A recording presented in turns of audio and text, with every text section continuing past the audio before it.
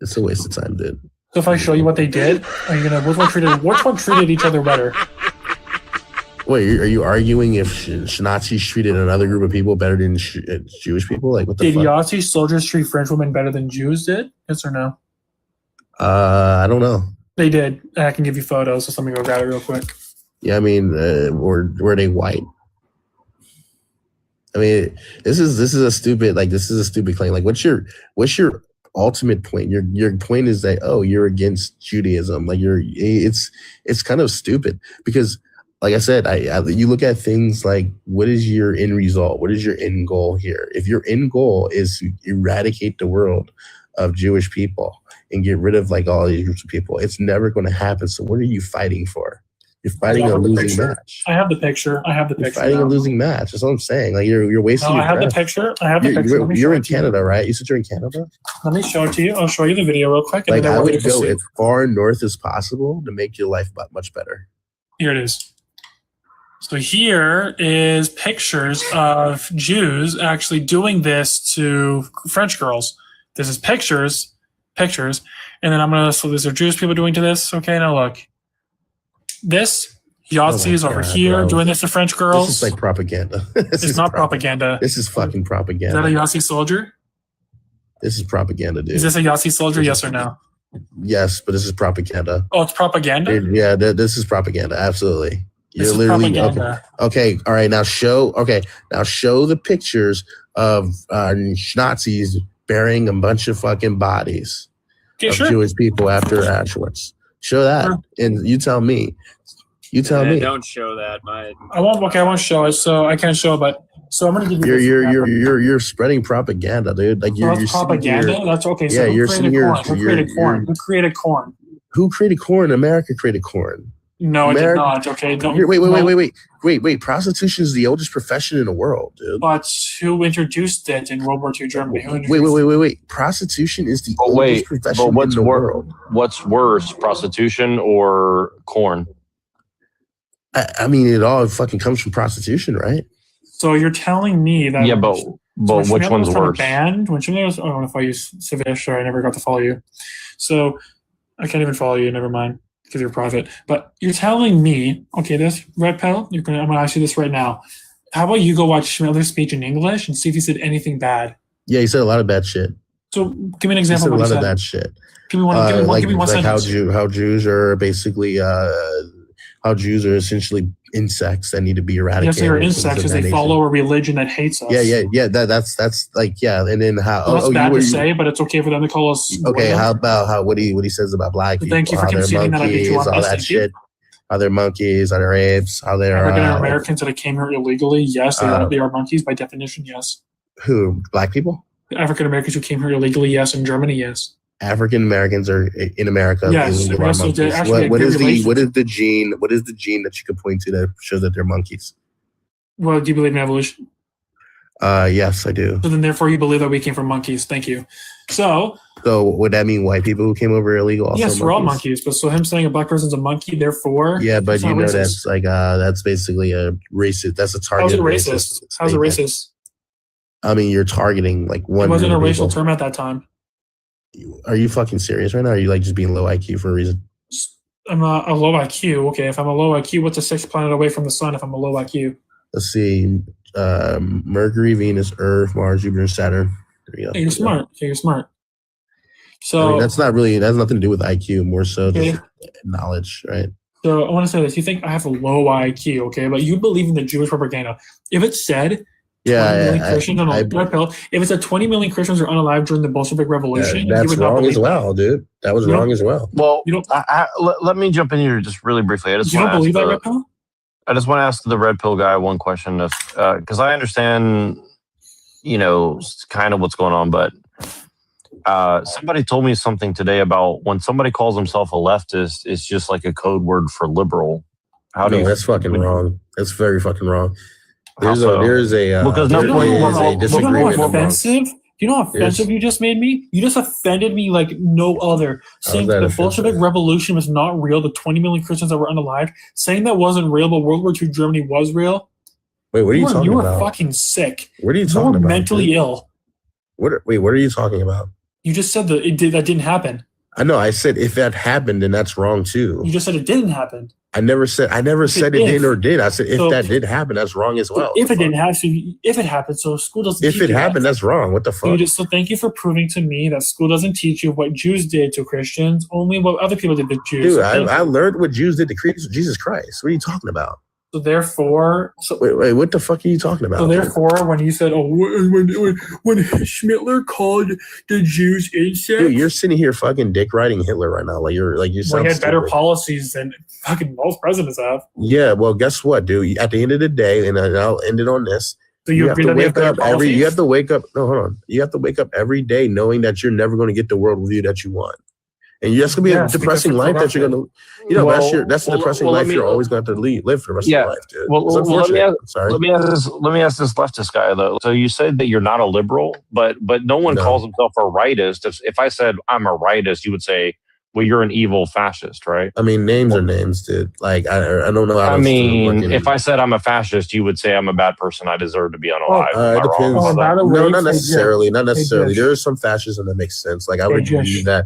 I would agree with Singaporean way of fascism. I'm gonna ask you this. I'm not gonna say if Schmittler did this, U.S. did this, or anyone did this. I'm okay. This is a random thing I searched up. I don't know who did it, but it will say it at the bottom. Tell me which country did this. Worker welfare programs, national worker leisure programs, and provided seasonal holidays, organized travel, and access to cultural events for workers. I guess Germany. So yeah, we're correct. It is Germany. So was that a good thing? I mean, dude, you're asking like these things that are like every country is gonna have programs and things of that nature. Okay, what's next? What's next? You're gonna tell me that Germany? You're gonna tell me Germany? Like Germany also has they invented Volkswagen. They also invented FANSA. They invented a lot of things during their time. Red pill, the industrial expansion. What's next? Is going to be the red light, green light. Like, you don't create a red light, green light. Okay, cool. Industrial expansion. Without you interrupting, I'm just gonna finish off these last two. Okay. Industrial expansion, state investment in large industrial contracts, expanded factory production, engineering, and manufacturing capacity across the country. By the late 1930s, unemployment had fallen close to full employment levels as the industrial demand for workers continued what went rising. Wrong? It's true. And what went wrong? I'm asking you, what went wrong? Nothing went wrong after Schmittler was unalive during after the whole war. So Schmittler not trying to invade a bunch of countries wasn't what thing that went wrong. Did he not warn them? Did he not warn them? So are you fucking stupid or like retarded, dude? Which one is that? So where was Auschwitz located at? I believe that was in Poland. Yeah. So why did they have swimming pools there? What the fuck? There were swimming pools in Auschwitz. There was actually swimming pools in Auschwitz. You can search it up. I don't fucking know. Oh, because they don't teach you that in school, red pill. What's next? They have basketball courts over there? Like, they had a hockey rink during the wintertime, and they had actually a soccer field. Yeah, and I'm guessing the Jewish people were having a good old, amazing time. So why they were. Have you guys heard of the Havara Agreement, where 1930 to 1939? 1930 to 1939. What's next? You're going to tell me slaves in fucking America were treated really well? Okay, so let me guess. You're against this, right, Bill? Because I know you're against. Yeah, like you're just like fucking romanticizing Nazi Germany right now, dude. No, animal protection laws, a national animal protection law. Because Hitler loved fucking dogs. Like he loved animals. Like I know this. Therefore, is that a good policy to have? Well, yeah, but he loved animals more than he liked Jewish people. Congratulations. Animals don't hurt. Animals don't hurt people. No, did you guys that Mean Mr. Mustache basically created the country in the Middle East we can't talk about? Well, not really. He didn't really create them. He's the reason why they exist, though. But okay. So your whole point is Schmiller's a very bad guy. He's a very, very bad guy. No offense, but he probably, if you were alive around in Germany, he probably would have unalived you too. No, he would not, because I agree with all of his politics. That doesn't matter. He unalived many people who agreed with them. The fuck? Me being a white Christian nationalist who agrees, I would literally join his military. I would join his military. I love how you pointed out that you're white. What does that have to do with anything? Whites? Because why does that matter? Because white people build the Jewish people, they're not white. Jewish people don't think they're white. Yeah, but like, what does it matter that you're white? So why are you bringing up Jewish people and they're white, even though Jewish people don't believe they're white? Yeah, but you said that Jewish people. No. Stop bringing up Jewish people. Stop bringing up Jewish people then. I mean, you're the one that's like talking about, oh, I'm a white Christian nationalist. So I'm okay. Yes, white I'm Christian fine. nationalist, believing that I think my country should be a Christian nation because it's the most safest. Yeah, well, religion. here's my point. Like, you haven't addressed my point that I had earlier. I haven't addressed every point. Yeah, the point was that you'll never ever see this happen in America or Canada. So where do you just? It is actually happening in Canada right now. There's actually a lot of protests. Like, okay, but let's be real. Let's just fucking stop. The red pill. You asked me to answer your question. Yeah, that's right. Take that red pill. Exactly. No, because take the red pill. No, you keep. No, I'm gonna say this. Let me get one word in really quickly. Like red pill. Would you say that? Would you be the type of person?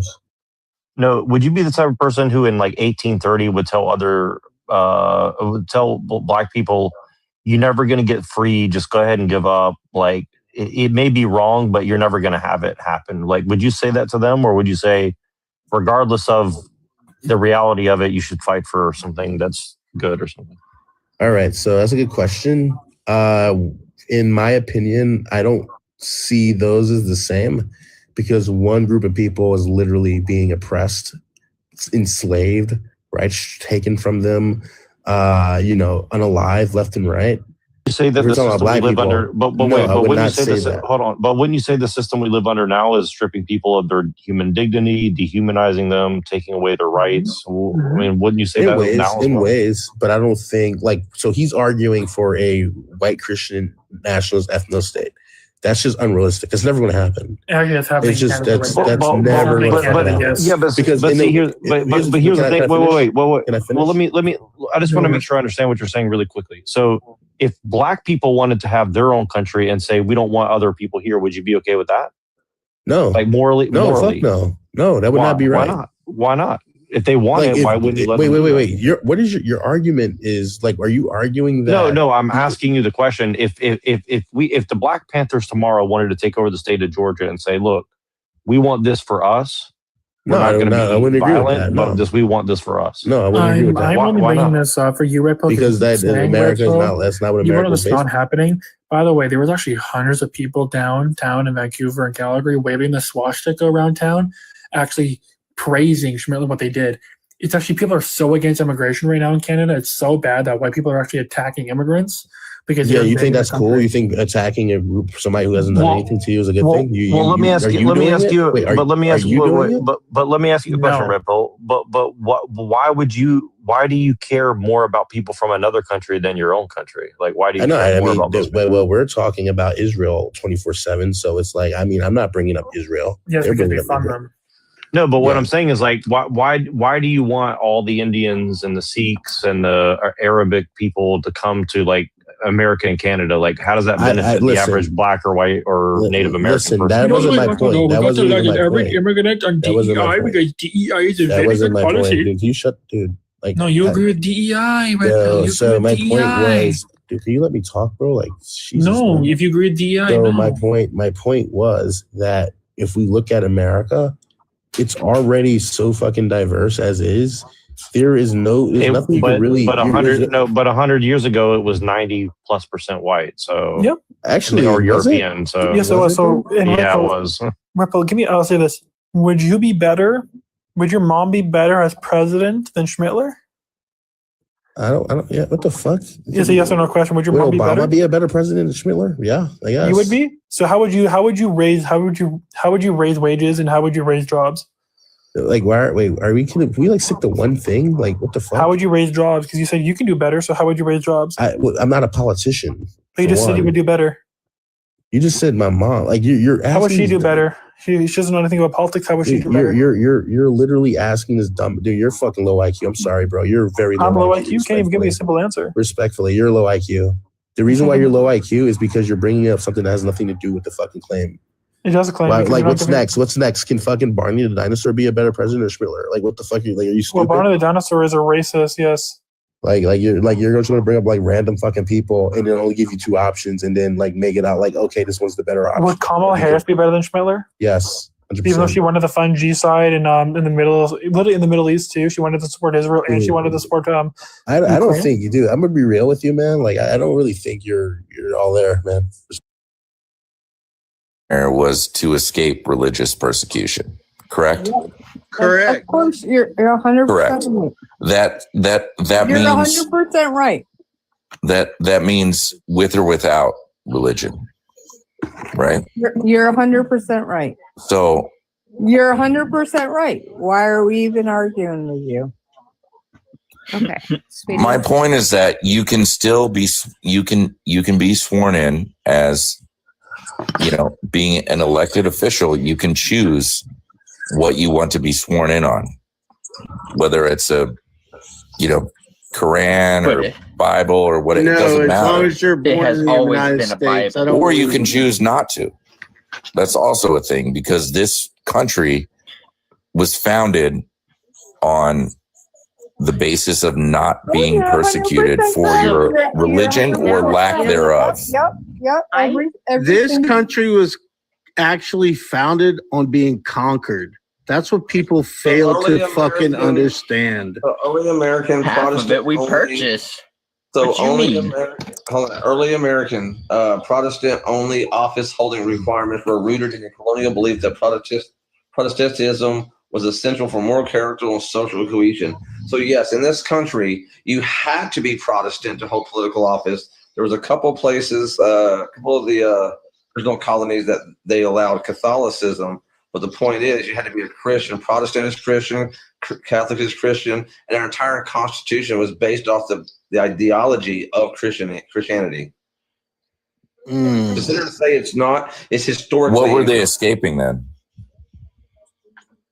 Oh, there's a lot of reasons. There was actually What a were lot they more escaping? reasons, just religion. It was other than just religion, trust me, but that was the main thing, because there were so many people with different beliefs. I will never. Beliefs. I have never in my life And listen. you obviously don't even change. There is no America is not. Our forefathers left Great Britain to escape religious persecution, pursue economic opportunity, and escape the restrictive political, social, and economic policies of the British monarchy. It wasn't a primary thing. It wasn't one more than the other. There was a multitude of reasons why our founding forefathers got sick of the fucking monarchy rule over the people in Great Britain. Not And you want us to now kowtow to your religious beliefs? No, you're 250 years later? Okay, I will just say something. The desire for self-governance. There was a many reasons. Exactly, self-governance. Yeah, regardless of your religious beliefs, thereof or lack thereof. And we should Shut up. Yeah, you thought it was strictly a religious thing? No, it wasn't. It was not. That's what I said. Absolutely not. That's what I said. It was a multitude of things, not just religion.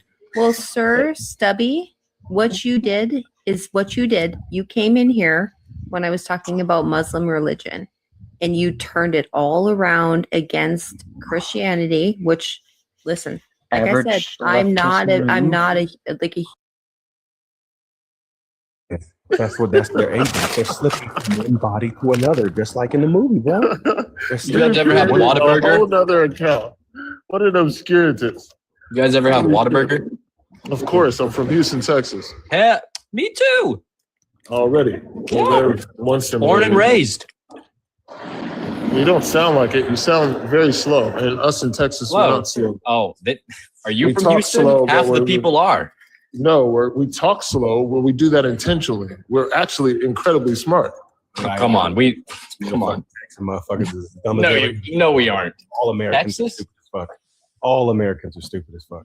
Yeah, I don't know what I mean. The average American, you are definitely right, is the dumb as the dirt. But yes, most Texans the most Texans that I've met, I don't know Texans y'all meet. Most Texans that I meet talk slow, super intelligent.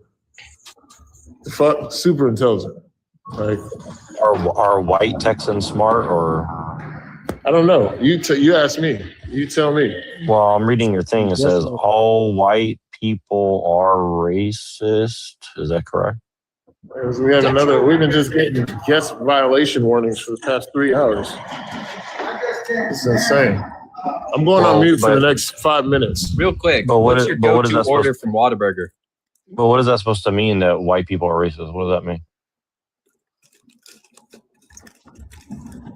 We're Yeah, talking that's the definition. systemically. Oh, for fuck's sakes, I'm leaving. Can you define systemic racism? Don't go down that rabbit hole, bro. We've been through. We've been through that one. Who's this Tsunami Sounds guy? Systemic racism. But you guys are making a positive claim, so I mean, I'm trying to define that for you. You can look it up. Yeah. I'm going to give you a general definition. It's basically a system made up of institutions that carry disproportionate. Well, actually, let me just fucking look at the definition because I don't want to butcher that because God knows you're not going to actually look at it. well, but like if I go to Zimbabwe or Uganda and say you guys have a systemically racist system against people not from your country, would you say that's a valid argument? Like I've lived in other, I've lived in other country countries. on Earth, Like, dude. What are you talking about? No, I've lived in other countries. No, and, no, and you mean they those fake literally countries? and you literally have to prove that you have blood from that country to it's- have like a full No, rights. America's in that the only country that's ever existed. The only country that will ever exist. Jack, How dare you? Everything we say applies to only America. Jack, are you Mr. Mac- done? Am I dumb? What am I supposed to say? Yes. systemic Yeah. racism refers to question is deeply that? embedded structural iniquities within institutions like justice or education. In Zimbabwe, are they not allowed to go to college? They're not allowed to get the same due process as everybody else if something happened to them? Well, what I'm saying is like Black if, people don't if, get due process. Jack, nobody's talking to you. Yeah, actually. No. No, Like I that's said, not that true. man that just got not grapefruited, true. that It's man not that true. just got They're illegals. grapefruited, the man that just got I'm grapefruited, sorry, I don't. he speak actually just TikTok got very ruled well. of I don't know what suicide and they're still grapefruit trying to is. overturn it. So no, they don't get actual due process. Shut the fuck I up. don't know what Anyways, grapefruit tell me, is. in Zimbabwe, do they not get education? Do they not get the same access to everything? well, what They I'm got saying is the that land stolen from them. Spanking for your son. example, for example, like if I go to a country that's, you know, like the Congo, any country that's like all black people basically who are from there, right? And I go there and their laws discriminate against me because I'm not from there. I don't have any blood ties to the country or the land or anything. Would it be fair for me to argue that they are systemically racist against me because I'm not a part of whatever they got going on? You're basically, okay, so I'm going to just tell you what the argument you're making. You're making the argument that black people are not a part of the building of America. Is that what you're arguing? No, because then what does your argument actually have value if I in? go to a country, I'm saying if I go to a closed system that discriminates against me based on the color of my skin or my race, and they're black, can I argue that they're systemically racist against me? Like, is that possible, or is that only possible, like, you know, in Western countries? So if you go to, so let me fucking make this clear. So if you go to a country you're not from, and the laws do not favor you, which you haven't named actually a fucking country. These are all hypotheticals, by the way. Based on race, it's a thought experiment just to see like what's the limit of the principle you're arguing for, right? Well, I already gave you the limit of your principle that you're arguing is the fact that black people are embedded into the society because they are literally the makeup of this fucking society. I never said they're not. So, but what you're arguing is going to a country you are not the makeup of and expecting the same discrimination as it to be the same value. That's the argument you're making. You're anti-immigration, right? Yeah. Shut up, exactly. Jack. I'm anti you at this point. But if Stop I immigrate, talking. but wait, if I immigrate to that country and I want to be a part of it, and they refuse to allow me to be part of it because of racism or the color of my No, skin it doesn't or whatever work like reason. that. It only works like how I want it to in exact specific situations, and it doesn't work any other way. Well, just let her respond because I'm really that's trying to what she's gonna understand the say, pretty principle. much. No, I get you, but like I really want to understand like the principle that they're arguing on, because How is that parallel? Because if Western people are said that we are not allowed to discriminate based on whatever thing, and we go to other places and we are discriminated upon, wouldn't that be the same thing that you're arguing for? Is like, wouldn't that be systemic racism if I go somewhere else and I'm not accepted based on the color of my skin or whatever? And again, I'm saying Arguing immigration is not arguing embedded systematic. Like what you're arguing is basically saying, well, the apartheid in South Africa is the same thing that is going on. Like you could parallel it to what's going on with us and Black people here. It's not the same. There are different levels, and you can't understanding. Zero, shut the fuck up because I was trying to finish my point. Respectfully, you do not know how to shut the fuck up. Like everybody, genuinely, I let everybody talk. Shut the fuck up at a certain point so I can finish my point. You're not getting what he's saying. Anyways, for wasting your breath. Shut up, because no, you have to use your ears in order to actually listen. That's how it fucking works. You're wrong though. I'm trying to understand. I'm having a linear conversation. I'm not talking to you. I'm trying to understand how is that parallel, because you're bringing up an immigration like customs to a person, to a nation, and you're trying to make it parallel to the fucking systematic racism that we're dealing with in America. No, he's not talking about immigration though. It says all in the thing over there. You keep bringing up the fact that you're immigrating. So how does it not have to do with immigration? Started with the nation that you're from. Here's the main thing I'm trying to get at. Can Black people be systemically racist in a all Black nation? Is that possible?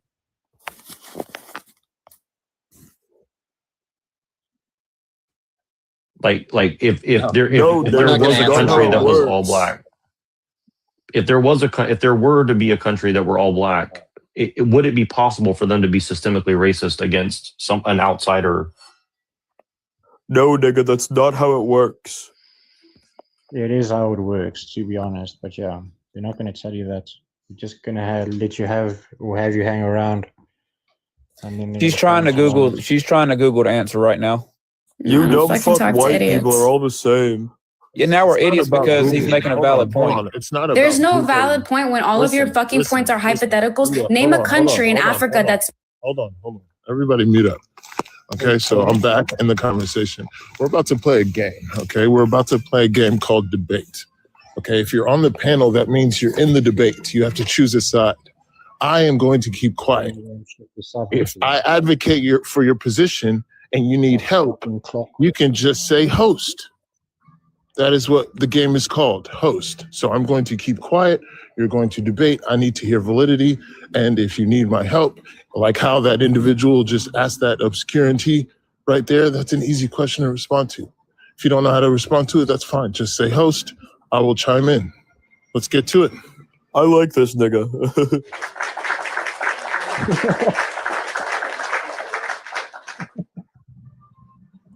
I'm sure you have a parachute talking like that. So host, how would you respond to my very easy question? We'll ask it again. If there's a country that is all Black, would it be possible for them to be systemically racist against somebody else who's not from their race or their country? So you're asking a question, but you need to be asking another question. You need to be asking if Black people created the system of race to essentially advocate for their race only. That is the only way they could be racist. Well, here's the question that you should be asking is anybody who looks like non-melanated responsible for the actions of other non-melanated people who lived hundreds or thousands of years ago? That's not the whole reason why we're talking about these individuals. Well, it is because what is the reason why? Well, you're arguing that you said your prompt says all white people are racist, and so due to what? Due to the actions of people who were born long time ago. Tell us exactly why it is. Well, obviously, I don't understand. That's why I'm asking. Well, then what the fuck are you having a position in opposition for? You should be asking. Well, I'm asking a question. You should be asking contextual questions, getting clear with the context prior to having a position in opposition. That's what an intelligent person would do. Well, I've asked nothing but questions. I'm trying to clarify your argument. Your argument is what all kind white of people are racism racist. are we talking about? You can generally. I'm gonna be so dead ass. I'm Agent Smith. I have been the whole time. They were right. Always Agent Smith. I'm Agent Smith. They got me tagged. It's inevitability from the start. I'm Agent Smith, and I just wanted to say before I go, yes, I do rule the world. This is Okay. you see So the currency we have to deal with? all white people are He thinks he rules the racist. world. See, hold on. Let's expound on this. He thinks he rules the world. Is he like 100 million up? So We if all somebody's know. delusional, are you going to make fun? Mute up. So I'm Are you talking. going to make fun of a crazy Do person? you hear me talking? So again, you see how you can't even let me expound on it because it embarrasses you. That's the reason why you keep interrupting me, because you're getting secondhand embarrassment from that shit. You're sensitive. No, you're deflecting interrupting again. me, and I'm sensitive. Now you're projecting. It's You're obvious. dancing Your around feelings it. are hurt because somebody's Obvious challenging your idea. Obvious manipulation. Come on now. You're dealing with me. Well, Now. calling all white people Come on racist now. is Come on manipulative now. as well. You guys are coercive. You know, You're coercion is you're not blaming me for the actions of people born hundreds of years ago. How's that make any Okay, we're sense? talking about in real time. I don't We're even talking believe about in a the term concept. white. White is a totally made up term. I don't even believe in that. You're not white. Well, maybe according to some people, but I don't believe in that. I don't believe in that. I don't believe in the term. Reboot. You Well, can't even take the notion. It's easy to spew out things when you have no opinion of You guys your are absolute NPCs. Just mute up. I want to hear somebody else. Zero. What's your position? Oh, so wait, why are you running away from the argument? Mute up. We'll pendulate. Yeah, And he's come running. back No, to I you. won't. I won't mute up. Okay. Been like that for the past 2 hours, mate. Zero. Position. So what is your definition of a racist first?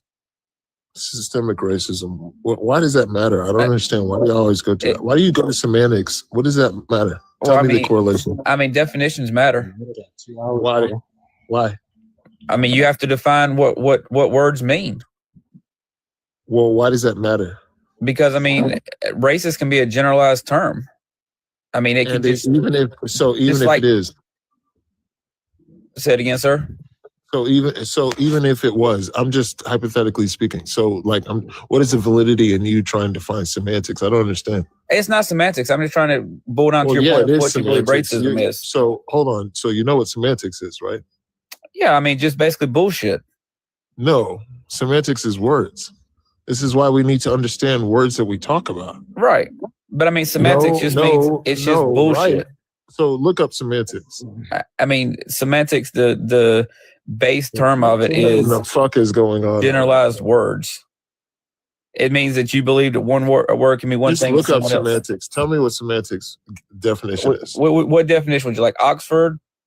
Just fucking Google it. It doesn't even matter. Y'all act like fucking, you don't understand the definition. Definitions, not only are they tertiary, but the dictionary itself is a definitions not only are they subjective, but the dictionary itself is a tertiary source. In addition to that, the dictionary is just a collection of words, colloquially used. It's just like a collection the meaning of a word or phrase. That's all it is. So it doesn't tell you the functionality. That's what we're talking about here. The functionality. Do you understand how racism functions in society? Sure. I mean, you want to go interpersonal, institutional, internalized? Which way do you want to go? Systematic? We're only talking systemic, not systematic. Oh. I mean, it depends on which route you want to go down. So then you don't believe I just told you, we're only talking systemic. Why? Because that's the origin. So that's the only objective type. Right. So then you believe racism is a system. I'm listening. Right. So if someone calls you the N-word, how is that racist? If racism is a system.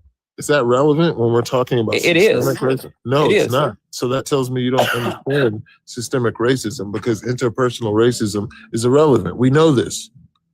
Right. So then how are all white people racist? And what exactly do they do to you? Systemic positioning. Right. Right. I understand 100% what you're saying. That white people. What is systemic positioning? You believe that white people are at the top of the hierarchy that continue, No. That is not systemic hold positioning. you down. What is systemic positioning? Here we go again. It's wild that y'all don't know this. That's semantics, though. Why don't you know what the definition is, and why don't you want to know?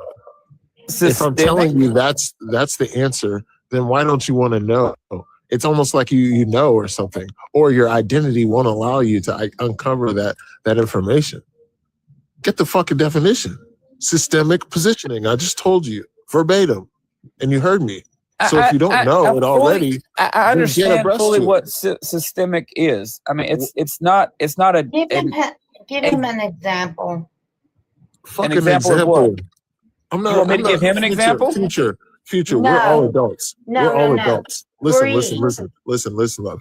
We're all adults. Okay, we need to stop performing. That is the issue here. Too many people are coddled.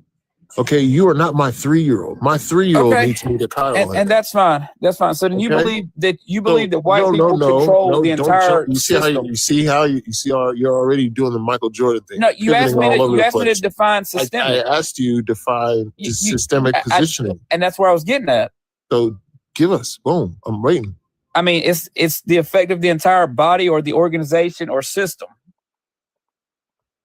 It's not a hard term to understand. I'm not an idiot like most of these people that come up here. Is that what you understood and what you just said? So explain what you just said. Systemic, it would be the entire system. Okay. So when I say systemic positioning, what is it referring to? You got me there. Explain your point on that. I mean, you just read us the definition. Did you not? Right. But I mean, systemic. So that tells you that if you can't answer position- that question, you don't understand the context. So then you're in which saying the reading. position You're in the system. You're talking and not learning, mind you. Okay, so all So I'm you're- trying to say is if you just read us the descriptive definition and you don't understand it, there's something missing there. I didn't read the definition. I know what the definition is. So then you obviously don't know because So, you I mean, told us I'm some trying- random shit. I mean, goddamn, can I ask you my question? You can just give us the fucking definition. I don't understand. Why I mean, are y'all I just- running from this I just- definition all night? Sir, I just gave you the definition. All night. Y'all have been running from this motherfucking definition. I don't understand what's going on here. I just gave you the definition, sir. Brother, just give us the definition of systemic positioning. The actual definition verbatim.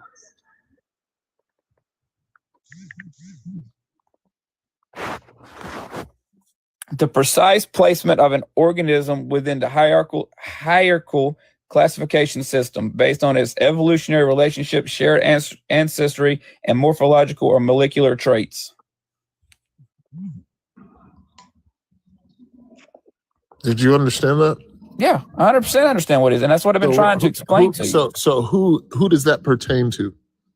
And that's what I've been trying to ask you this whole time instead of going around all of this. Respond. Who does that pertain to? I mean, in your definition, it'll be white people. No. You just read the definition. We all heard the definition you just read verbatim. Right. So who does that pertain to in the system? Within the hierarchical classification system? Yes. The hierarchy would be white people by your definition. The hierarchy is everyone. What don't you understand about that? The hierarchy is everyone. But by your own admittance, No, there is no by Sir, your. We're talking about one thing, which is what? And that's why people get so frustrated on your panel because you don't let anyone finish a sentence. People don't get frustrated on our panel, and we're going viral. So Yeah, keep all that bullshit, keep all that hate to yourself. I don't have any hate. Drop But all what that I'm hate, saying is, all right? Like, what the fuck? You just throwing? You're not gonna throw rocks over here. You can try. It's gonna go right back to you. So I need to hear validity. Don't get mad at me. I mean, you don't let no one talk. That's why you never get validity. You cut people off. You don't get no one. You don't know what you're fucking talking about. First Dude, and every foremost. time I've tried to talk and This is the explain first- every time I've tried to talk and explain Who gives a fuck? Who my gives a position, fuck? you shut Who gives a people up. fuck? You need education, and you're mad that you're dumb. I'm It's not extremely my fault. educated. It's not my fault. And that's why you mute me because you know I'm It's well not my fault. educated. Because you know you have someone that can match your education. This guy. And Hey, so Bree, you're- I gotta hop off. you talk but over me. Lane, Good I luck. appreciate you, love. Good luck. Have a good night. So I so you appreciate you. so Have a you good mute night, and you okay? talk over. Already. W Lane in the chat. Wholeheartedly.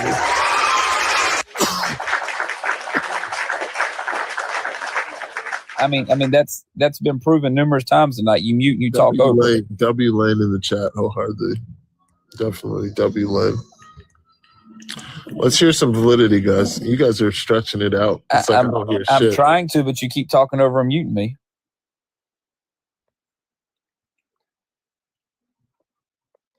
It's like, show us the science, and when we show you the science, and it's like, no, not that science. Let's go back to semantics. They start. What fucking science are you talking about, Sparky? You sound like an obscurantist. What's Damn, science? you can't even read. His name's Spanky. Damn, There you can't is. even read, but you claim What you're do you think I educated. what do you think I just said? You said Sparky. This guy can't hear and he can't read. Bro, you said Sparky. His name is Spanky. Interesting. I mean, let's get a valid argument. Not that argument, a valid one. Can't even read, but you claim you're educated.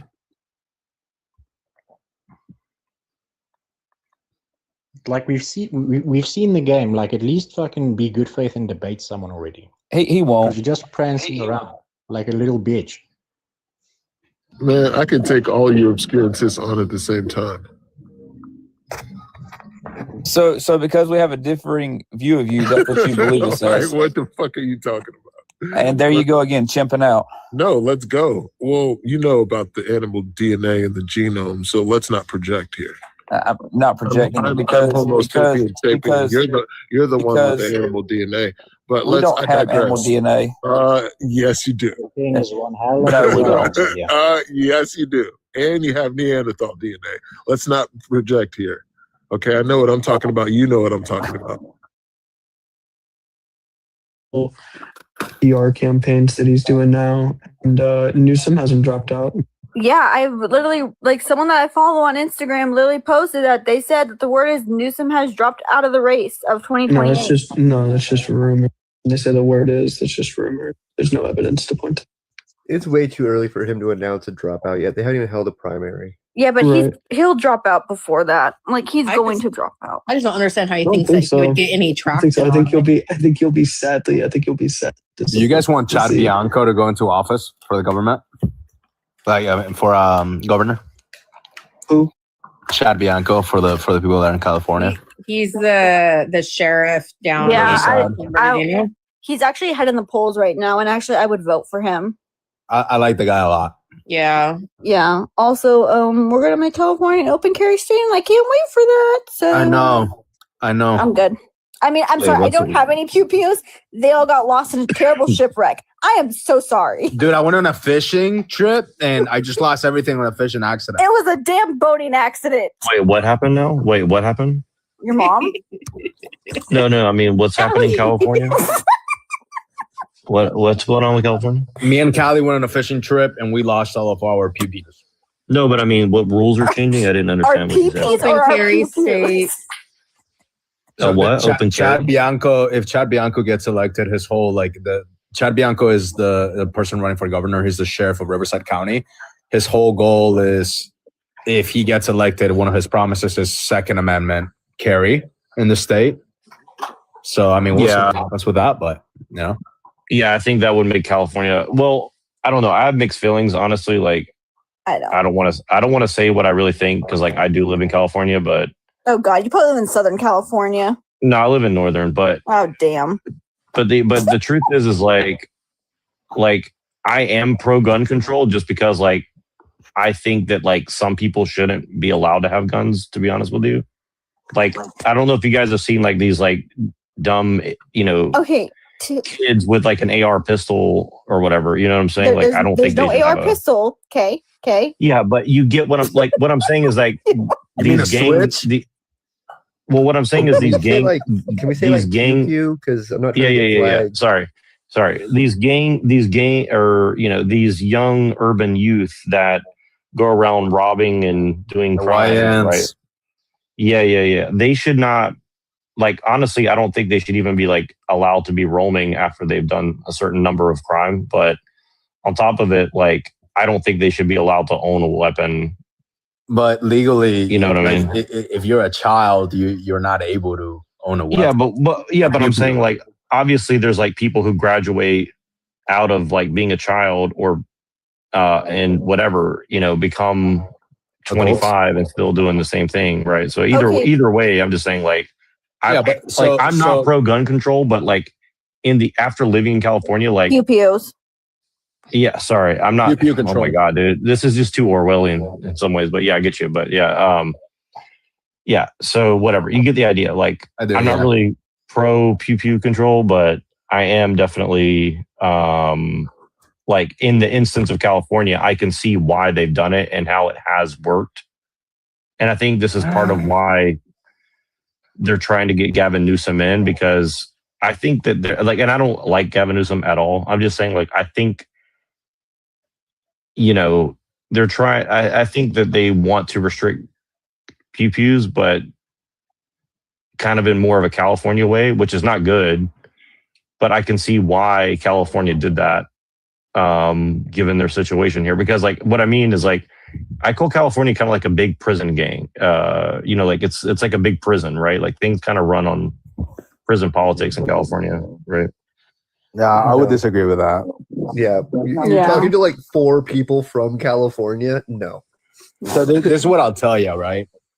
I think that the pew pew control doesn't help the actual safety of the people, and this is why. I'm 5'9", 5'10" on a good day. Okay. If I'm walking around with my wife and I see 3 men coming at us aggressively and actually try to do something to my wife, and they're 6'2", 5 whatever, and then 6'4", I am not fighting. I am not throwing hands.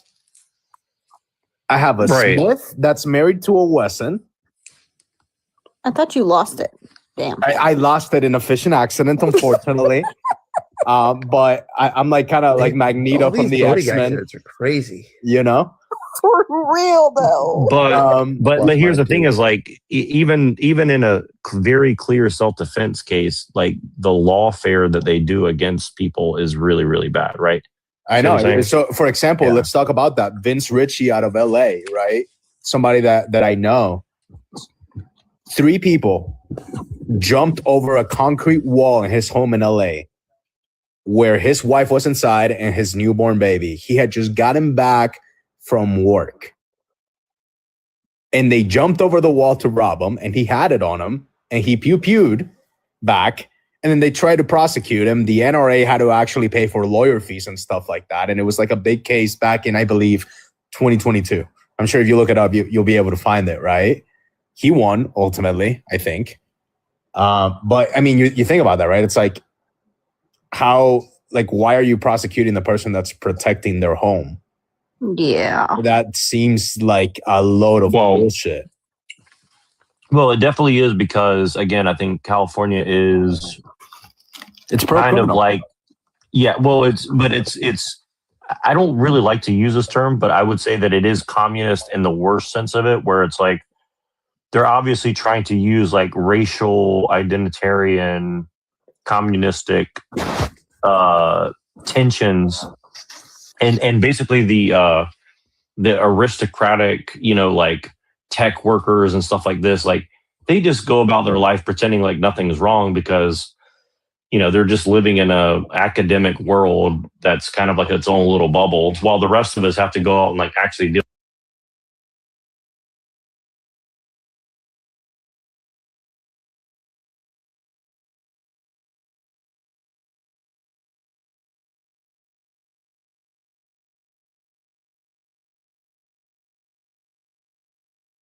Oh my gosh, I didn't know that he was one. Okay. Like, seriously, dude? Oh, I was trying to stop it. No, you weren't, because you fucking signed it. So, yeah, I don't care for Newsom. Tell me how you really feel. That's how I really feel, because I don't think people like that should be let out. I'm gonna throw my Dude, rock I at should him. I should send you a few screenshots of my grandpa's rants on Facebook about Newsom. I want to see this. Dude, they're fucking great. But yeah. He talks about my grandpa will like make fun of how he gets his butthole bleached and shit. And how he uses the taxpayer dollars to get his butthole bleached. Eventful Thanksgiving, huh?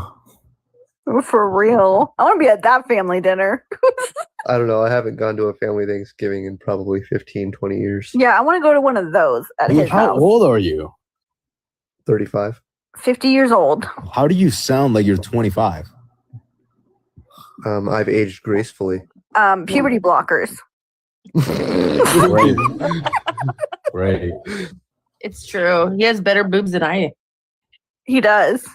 He sells them on OF I'm too. gonna- That's saying a lot because mine are amazing. Morgan, I'm gonna need you to substantiate that in my DMs. I've substantiated that claim with many people. I don't need to do it with you. Yeah, but you've made the claim to me, and now it needs to be substantiated. Better make a donation into my bank account. Out of pocket. How big a donation are we talking here, Morgan? Remember, Joe, you send them to other people though, so I have never. that's what we're on. And honestly, any pictures I have ever received from anyone have been deleted upon that person being no longer a part of interactions. But you kept it for a little while, didn't you? No. And I you have lying. respect. Well, it ain't that kind of live. I'm not that kind of person. If I'm no longer involved with someone, there is no need for me to have imagery of them and my access I'm to saying them. while you are involved, right? Like while you're involved, like you're like, yeah, I'll keep No, I was. I'll take a look at it every Time. once in a while, you know. No, I don't dwell on the past. Well, obviously, once they're the past, you move on from that. But I'm saying while they're still in your life, you keep it, right? Well, yeah. Okay, yeah. That's wanted to clarify there. Yeah, if they're still in my life, obviously, I'm going to keep imagery. Yeah. Get a little quick peek here and there. Well, oh my goodness. Sometimes you're having a real long day at work and you just need to pick me up. I'm gonna go bleach my brain out now. How do you even do that? I'm not gonna tell you. There has never existed a straight man who has had a significant other or like a girlfriend or a wife or whatever who has been upset at receiving a titty picture midday at work. Well, yeah, I know. The same thing applies. I don't know about like the D though. I think I'm good. Yeah, dudes sending pictures is. Even start looking into this Arab and all of this Muslim stuff, we might even find that to just be mix, or what you're calling modern day mixed race. I'm just here to look at the evidence and examine the evidence. Let's not just say stuff.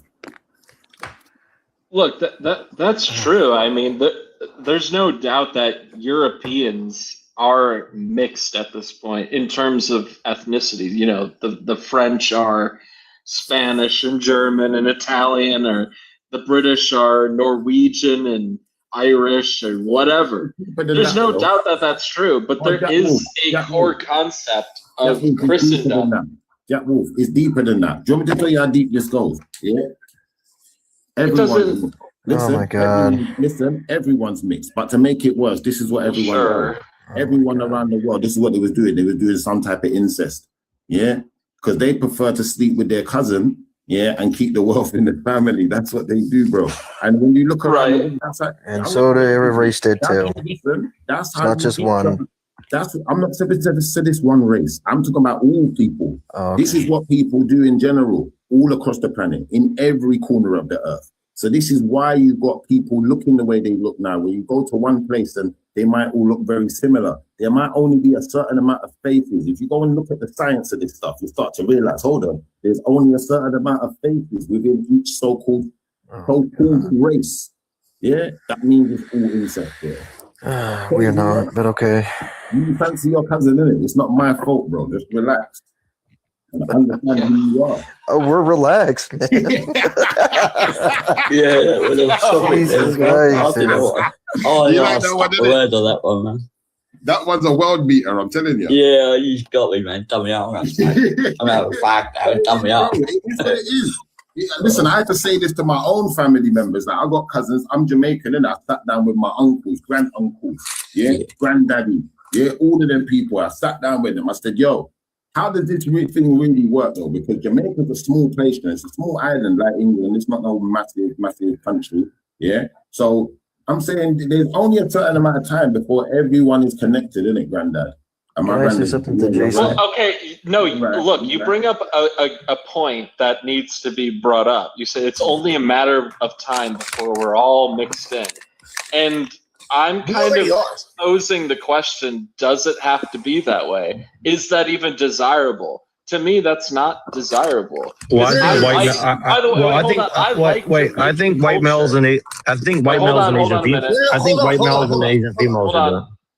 I like Jamaican culture. Like I like reggae. I'm a huge fan of reggae. I like Jamaican girls, man. I don't know about you. Hold on, reggae in Jamaican culture wouldn't exist if Jamaica was like 70% white or something. It wouldn't be the same. Bob Marley's 50% white. Bob Marley is I get that. 50% white. What are we doing, brother? Listen. Look, I get it. If you go, let's wait, please, fall back. If you go and look at the history of this reggae thing, yeah, you're going to look at it one studying Rastafarian is brilliant. And you see, because you're looking at it one-sided, this is what you're saying. You're going to say, listen, these people was creating this music, and if they didn't, I get it.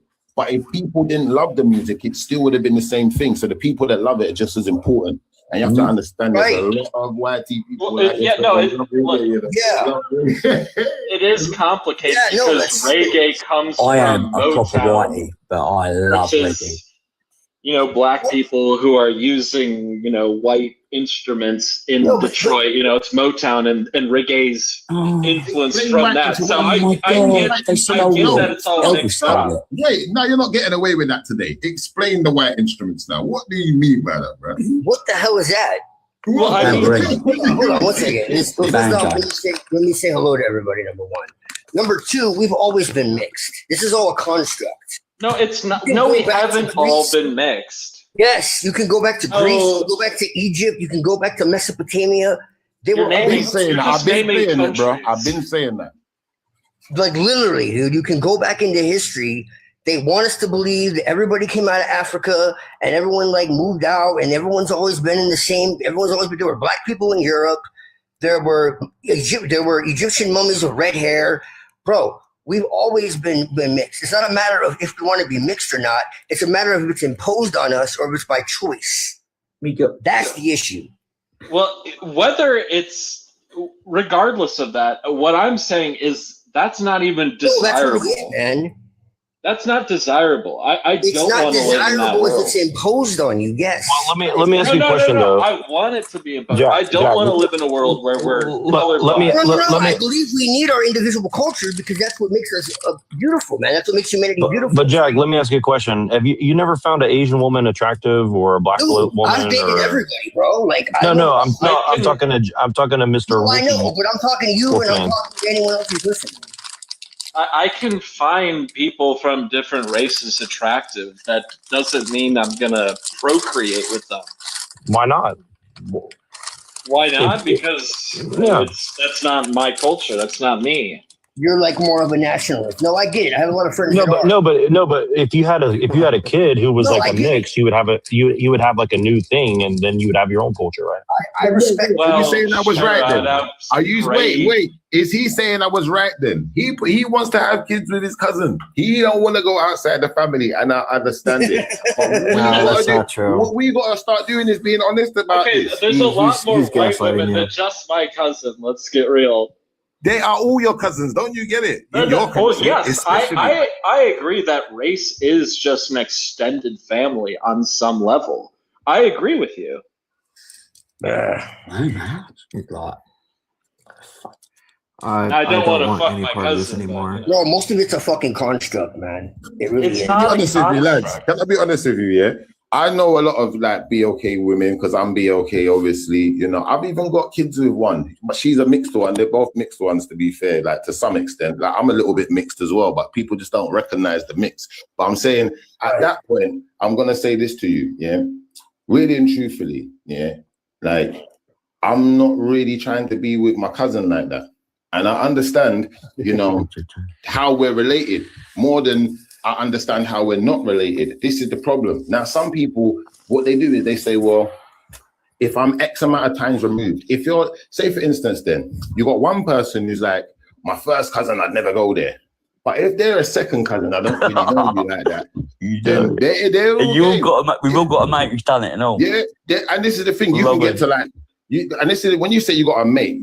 Listen, I've got a pal who's second cousin. He said there's nothing wrong with it. I went, you're wrong, mate. Listen, you're not going to get out of this. No one's getting out. This is a world beater. I told you. Look, what I'm happens is listening. you got second cousin, then you got third cousin, then you got fourth cousin. Yeah. When you get to fourth cousin, a lot you don't even know who your fourth cousin is.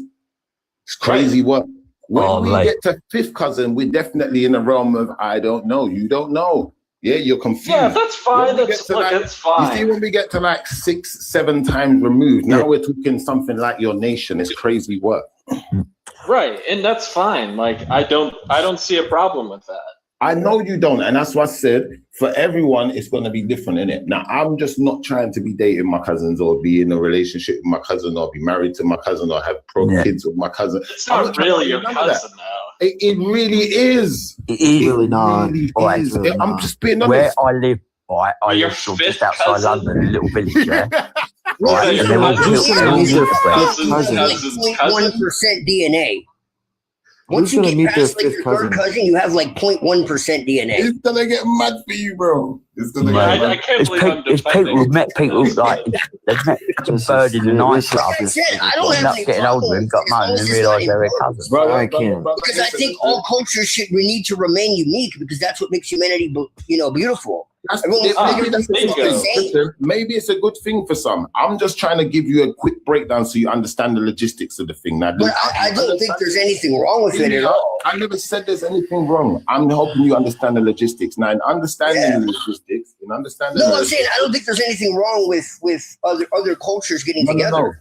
I've done it. In understanding the logistics, what I'm trying to show you is I'm trying to show you what people recognize and what they choose to recognize from what they don't choose to recognize. If anyone took the time to do a quick Google search and said, are most of the people in any given country related? It will tell you directly, yes. That's what we're going to get. We're going to get more, in some cases, more than 90%. It's crazy work. Now, what's going to happen is you're going to go for your cousin because that's what you've done. That's what you've been taught.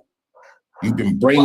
Well, I mean, look, I don't want to be crude about this, but like it's been worse. Like, you know, people were like marrying their sisters.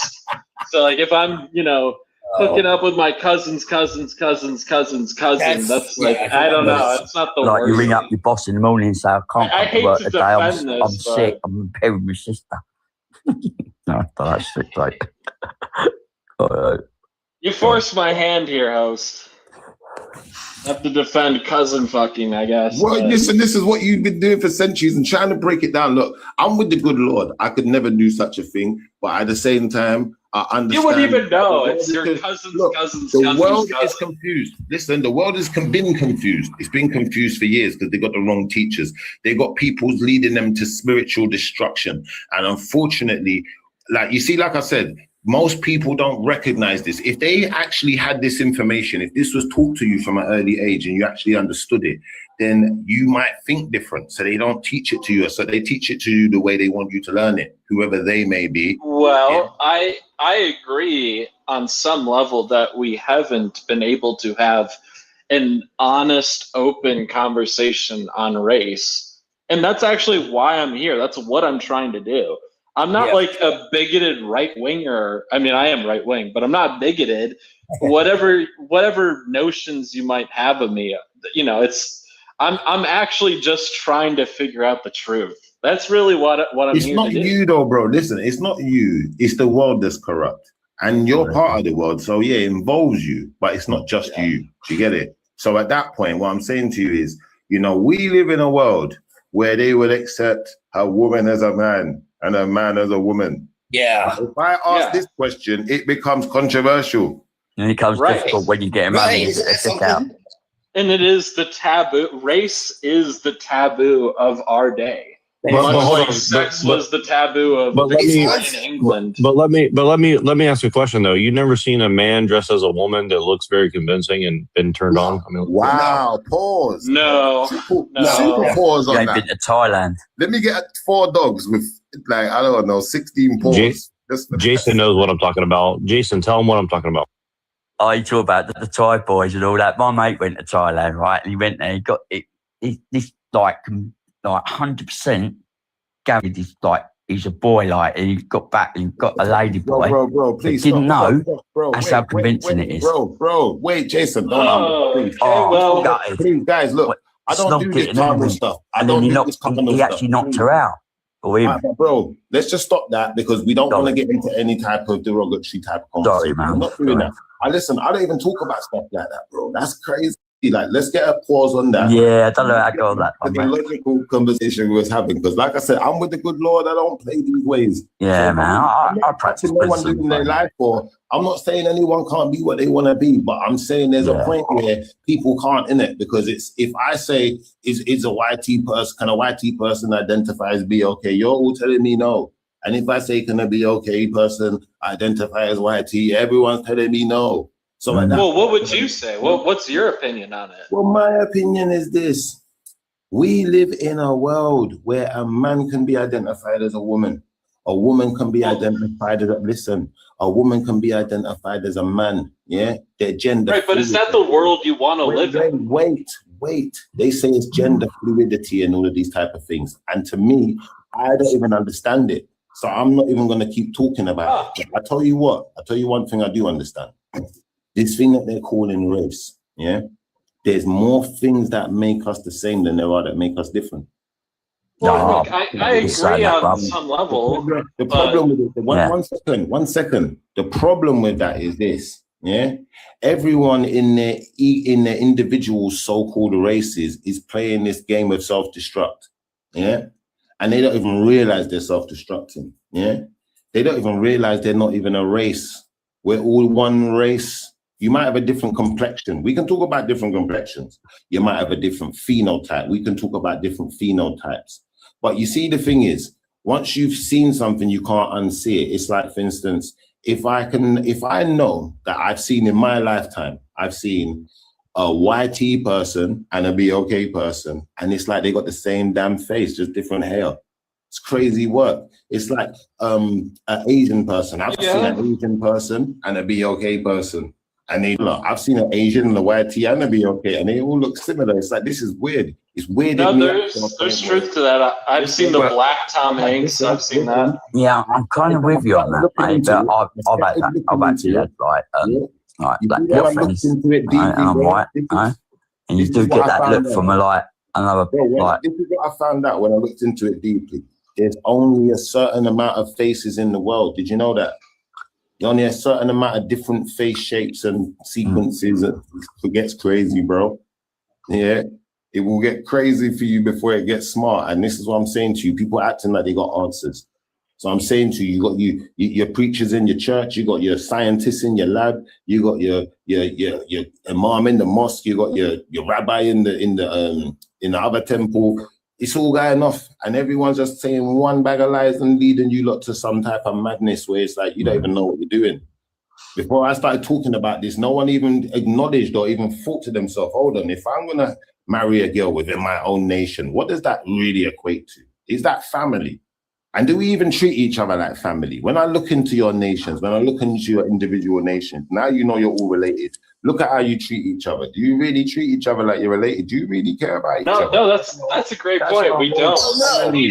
That's your whole family member that when you went to war and when you was doing all of these mad things, wherever you're from in the world, you know, and you were sending some of them people out there, that's your own cousin that you sent on the front line there and sat back. No, this is maybe if the cousins were effing, they would get along better, you know. It's crazy work, bro. It's crazy work, but this is the world you live in.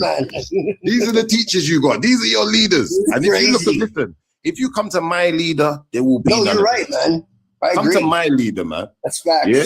Come to the prophet. Don't come to the fake teachers, because the fake teachers, that's all they've done for generation after generation. That's why they sent Jesus. That's why they sent Moses. That's why they sent all these people. What makes you think they stop sending them?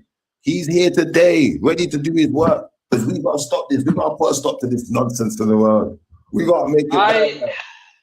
I agree with you on some level. I don't want to. I'm not here to be like the Mr. Racist or something. That's not what I'm here to do. Because I agree. Oh, with that's too bad. That's too bad. That'd be fun. I'm just kidding. But I will play that role tonight because I do think race. So do you like to dress up at nighttime for your significant other? Only on a Friday night, mate. No. No, I'm just joking. No, I just wanted to say this really quick while I had a chance. I wanted to ask the host, and I appreciate the host because he's a very wise person. I've noticed putting that. up with all these. Yeah, most people won't even have the all balls to night. talk about this type of thing. And I always get chewed out for talking about this, and I will continue to talk about it. Before you go again, Respect, man. Big ups, for real. Let me say one thing, guys. Look, I'm not the wise man. If you want to talk to the wise man, you got to come and sit with my teacher. But my teacher ain't like me. You might be having fun right now. When my teacher's around, the fun's going to stop and the education's going to start. And this is the thing where you're going to have to learn to rebuke yourself. You're going to have to learn to hold yourself better than what you've been doing.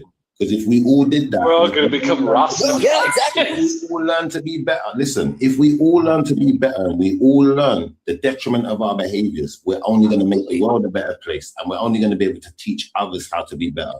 But if no one teaches it to us, we ain't going to know it, and that's the problem. And no one else can do it.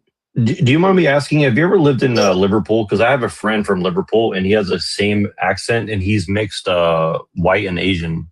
I was just wondering. I've been to Liverpool, man. I've been up there a good few times, man. I like Liverpool. The Beatles. My friend you have the same exact accent as my friend who's from there. So that's I just think that's interesting. Yeah, and he's a lot of people talk like me, man. A lot of people talk like me. A lot of people they like to copy the way I talk, copy the wording. They copy it down.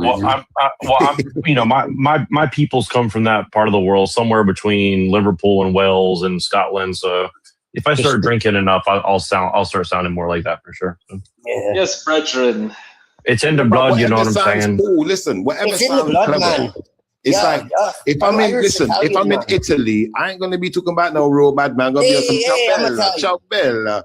You see what I'm saying? So depending where you are, you're just gonna, kind of blend in a little bit. So I get that. People are gonna start sounding like each other. It's like, I see this video the other day, and you got the police officer, and you got this roadman. He's got, or looks like a roadman. He's gone up to the car trying to get aggy with the police officer, and they're having a nice little conversation. They both understand each other very well, and I think that's good. That's a good thing. It's not a bad thing. Like, amalgamation is gonna happen.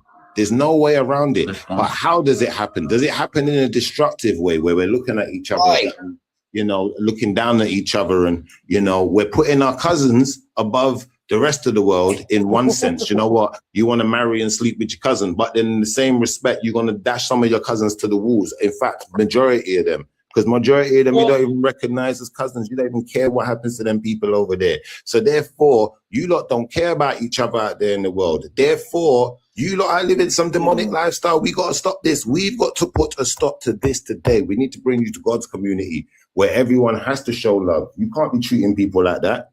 Can't be treating people like animals. You can't be you can't be going around putting your cousin above everyone just because it's your cousin. Your cousin. No, but you do that. Wait. Let me finish. If you're going to put your cousin above everyone, your cousin better be up there, because your cousin's the only female you can find that really believes in God and really believes in doing the right thing and doing right by the world. Not just by you. It's just because my cousin is my cousin. That's the only justification I need. No, that's crazy work. That's crazy work, bro. So you just a cousin lover, and we get it, but then there's nothing good about it. I do love my cousin, but no, I'm just saying, like. Well, he could say that you're a cousin effer, but you do treat your family differently. Like, you treat your family differently than you treat random strangers. So if your family are bad people and all of the random strangers are good people, then I can understand that. Maybe you need to treat the good people better, right? Wait. So if your family are bad people? Yeah, I have to tie off of that. What was that all about? Yeah. No, look, I mean, it is what it is. If your family gets preferential treatment because they're your family, like, I will do things for my brother and my sister that I won't do for just some random information. Exactly. I mean, most of my family I don't talk to. Real talk. Exactly. But that's the nature. Listen, don't you understand? That's the nature of the beast. Family is chosen, Bro, that is the nature of the beast. Your family were chosen for what every other family was chosen for. It ain't no different. The problem is we have to be able to understand our environment and what's really going on in it. So, for instance, if my family member is a detriment to the environment, I got to put the environment first. I'm sorry. Exactly. What are we doing? Yeah, that's what I'm saying. It's not just blood. Like family is who's there for you. Period.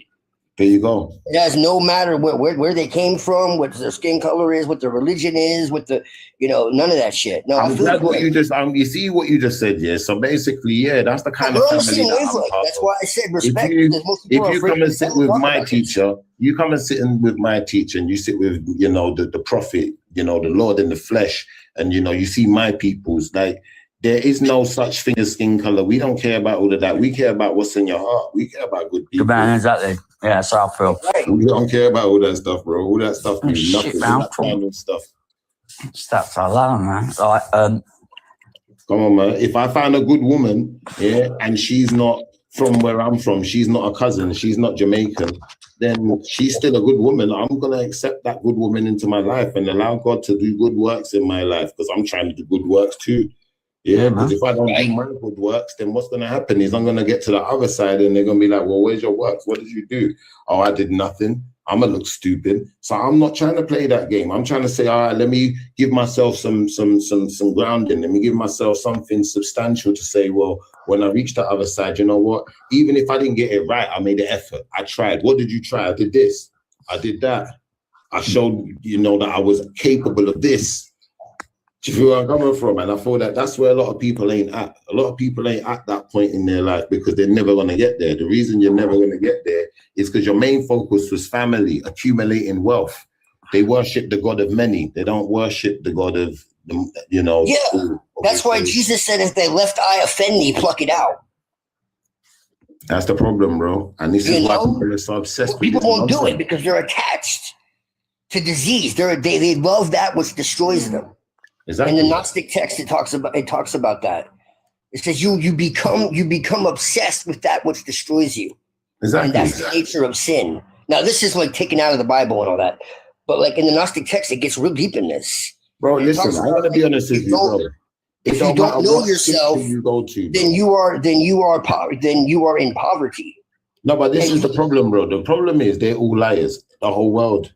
And unfortunately, it doesn't matter which scripture I go to. We could go to any scripture, just like my teacher shown me. Don't matter what scripture we go to. They're all going to be proven to be liars, first and foremost. And secondly, we're going to realize that no real scripture can disagree with any other real scripture.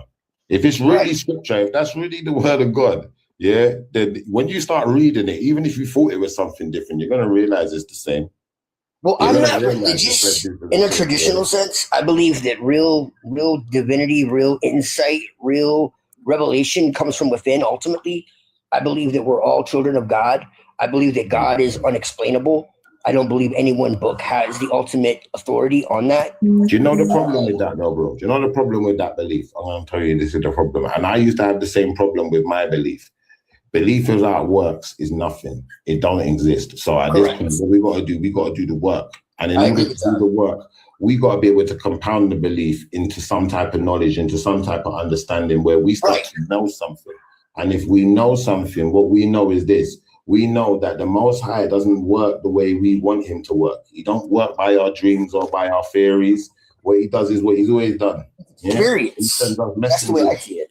That's what, listen, it don't matter which faith I go to, and what I'm going to demonstrate now. Don't matter which faith I go to, what the Most High does in every single faith, sends messengers, don't matter which one I go to.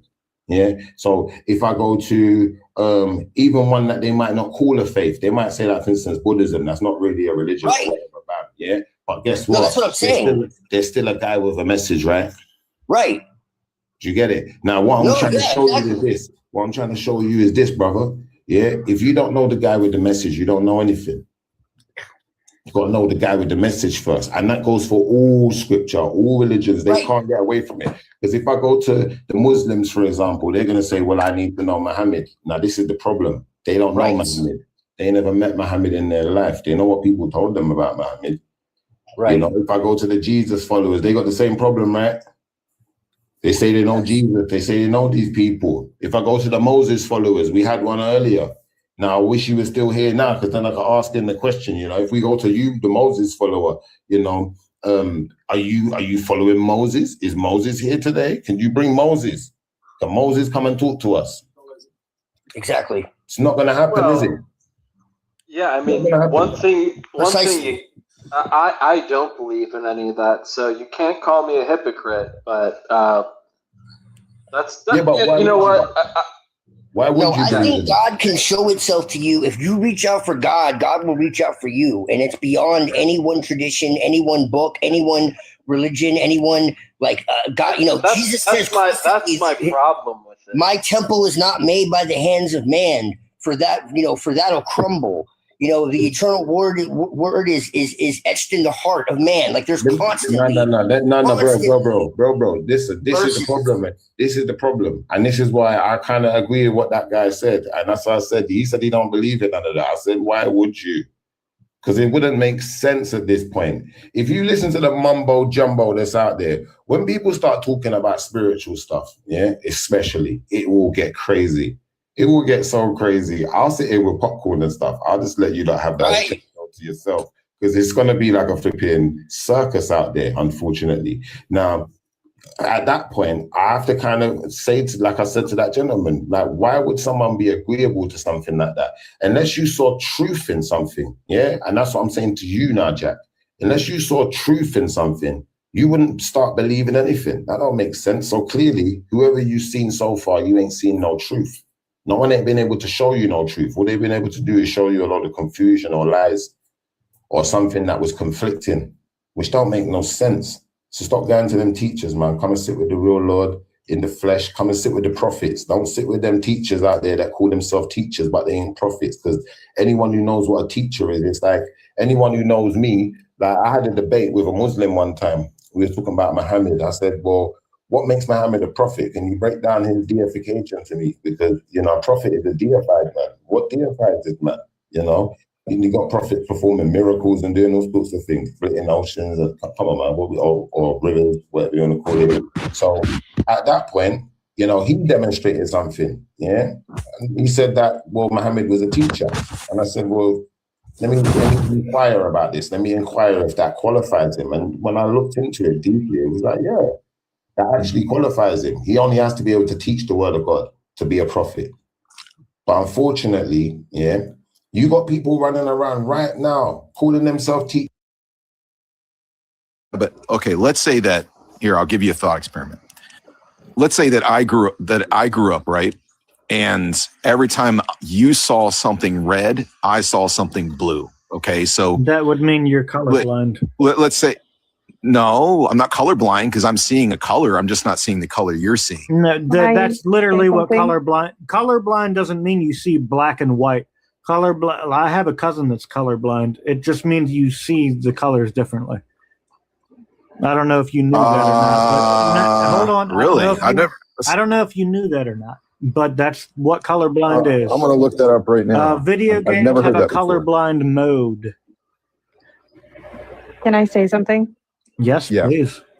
So just because, oh my God, I just forgot what I was going to say. What were you just talking about? Yeah, it's colorblind. Colorblindness. We're talking about colorblind shit. Just because two people can see the same thing doesn't mean it's going to be perceived the same way. Thank you for your input.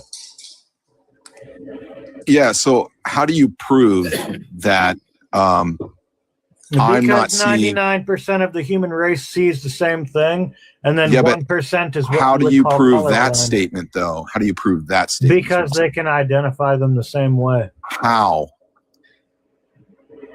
What do you mean how? How can you disprove it? Because again, if let's say I'm born, right? And I'm born seeing, whenever you see something that is red, I see it as blue, right? That means and then you're I'm colorblind. taught, I'm not done yet. And then I'm taught, right? I'm taught that when I see a fire truck, everybody calls that red, right? Okay. And so every time you guys see something red, I see something blue, right? But I'm taught to call that red. And how would I ever know that what you call red is my blue? Do you see what I'm saying? Because you just said it yourself. Because the world just taught you that what you see as blue is actually red. No, they taught me red isn't something that you can it's not like a quantitative property. You can't measure it. You can't tell me how much it weighs, right? Well, so how do you know? This is what I want to do, if you'll allow me. If you'll allow me a couple of seconds. So if you will show 99% of the human population something that is what I would call red, we will all be able to identify it forever. And we'll see it again and we'll be able to say that's red. Then you have your 1% of people that are colorblind. They will be different. So that's all I can say to you right now. I don't know what else to say. So 99% of the population is seeing one thing. You're seeing another thing. No, I understand the claim, which is a claim you keep making over and over. It's a fact. Okay, where is the substantiation of the fact? Because most people aren't colorblind. How do you know what they see internally? I don't understand the question. Most people aren't colorblind. So you can test for colorblind. Did you know that? Yeah, so how do you do that? You test it against what 99% of the population sees, and if you see something versus something other than what the 99% sees, then you're colorblind. Yes, but I'm not talking about that kind of color blindness. So you're talking about something that's variant.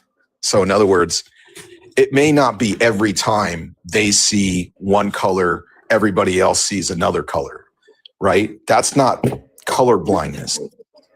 Okay. That is, sometimes they do and sometimes they don't. There's variance. So they're able to say, you know, hey, you can still join the military if you're that kind of colorblind. yeah, that's nice. So the point I'm making is if it's irrelevant to my point, okay? Because the point that I'm making is if every time you see red, I see blue, and I'm taught from a very young age to call that red, which I see as blue, and every object that you ever see as red, I see as blue, there would be no way that I would even know that you're seeing anything different or that you would know that I would be seeing anything different. All right. Because So we're you're just getting unnecessarily philosophical. So here's where I want to boil it down to. If they put me and you in a room together and they show us both the same thing, and I say it's red and you say it's blue, and then they do that 100,000 more times and everybody else says it's red and you're the only one that ever said it was blue, you're colorblind. But yes, but that's not what I'm talking about. So you're just changing the scenario. So you're not actually dealing with the problem. I'm trying to change it to something that I understand. Well, I'm sorry that you don't understand it, but you said unnecessary philosophical. That's just so anything about, so you know what percentage of the world is colorblind? I'm not talking about that kind of colorblind, dude. So that's not helpful. But any kind of colorblind. It's less than 1%. So this conversation that's irrelevant to my thought experiment. I don't even know. Go ahead and do your thought experiment, but I'm just telling you that it's completely academic. It doesn't matter at all. But you can do your thought experiment. I'll listen to you. Well, anyways, I already did my thought experiment, and you didn't listen. I guess. I guess you don't get it. But and I don't mean that in like some sort of snarky way either. I'm just being descriptive. Okay. All right.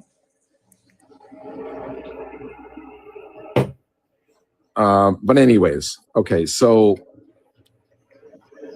that was my point. My point is that there are some things that are unfalsifiable, epistemically speaking, right? Like, for example, there's something called the problem of other minds in philosophy of mind, right? Right. So you cannot know that anybody else is conscious with absolute certainty, because you cannot experience anybody else's experience except for your own. You cannot have the collective, subjective universe and the objective reality. Is that what you're talking about? No doubt, buddy. No doubt. More or less. No, it's just saying, like, are you familiar with the philosophical zombie problem? I'm not sure, but I mean, there's like different derivations of the same idea. So that's why I said, like, you have like the idea of like you have a collective universe. right? That everyone experiences because they basically agreed upon it. And then you have like an internal world that only you're sure of.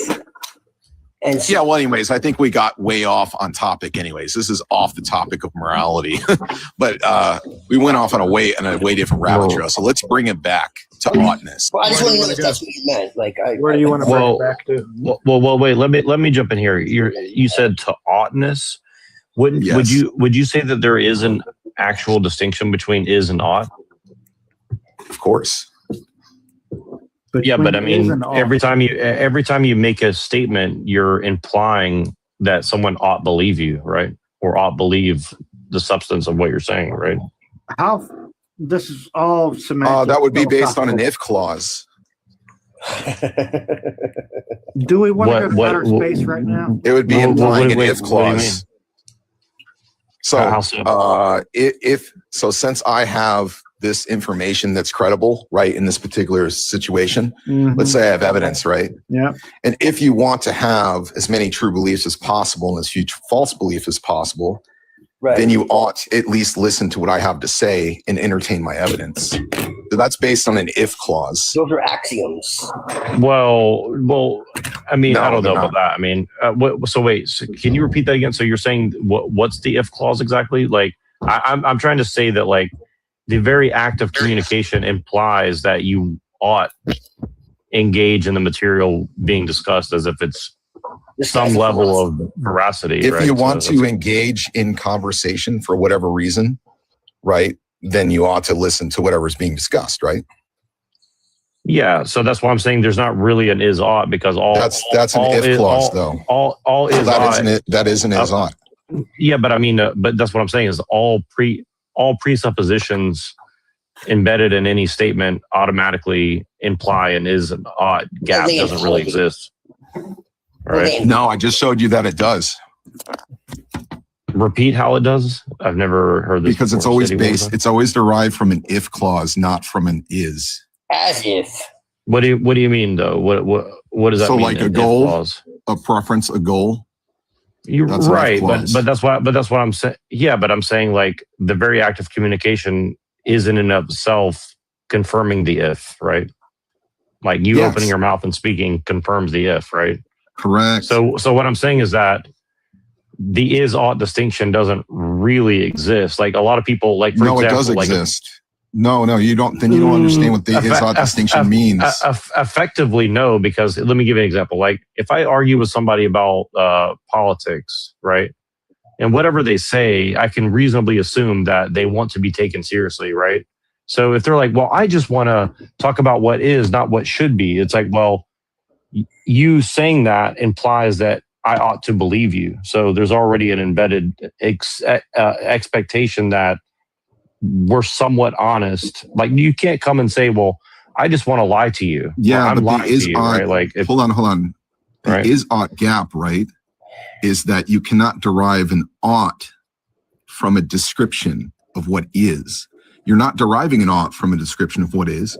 You're deriving an ought from an not if necessarily clause. Because you have to assume that what's being discussed is what it says it is, and you ought believe it is what like for example, like if I say, like, I'll give you an example. I went on a panel last night and I said, somebody saw my profile and it said pro America, and they're like, what the hell does that mean? They're like, well, technically America is not a country, blah blah. So they started going into semantics, right? And I was like, clearly you understand what I mean, like the geographical region of the United States of America, right? And so my point is that, you know, if someone's asking you a question or engaging with you, they can try to be dishonest, but nobody can come to you and say, well, everything I say is a lie, right?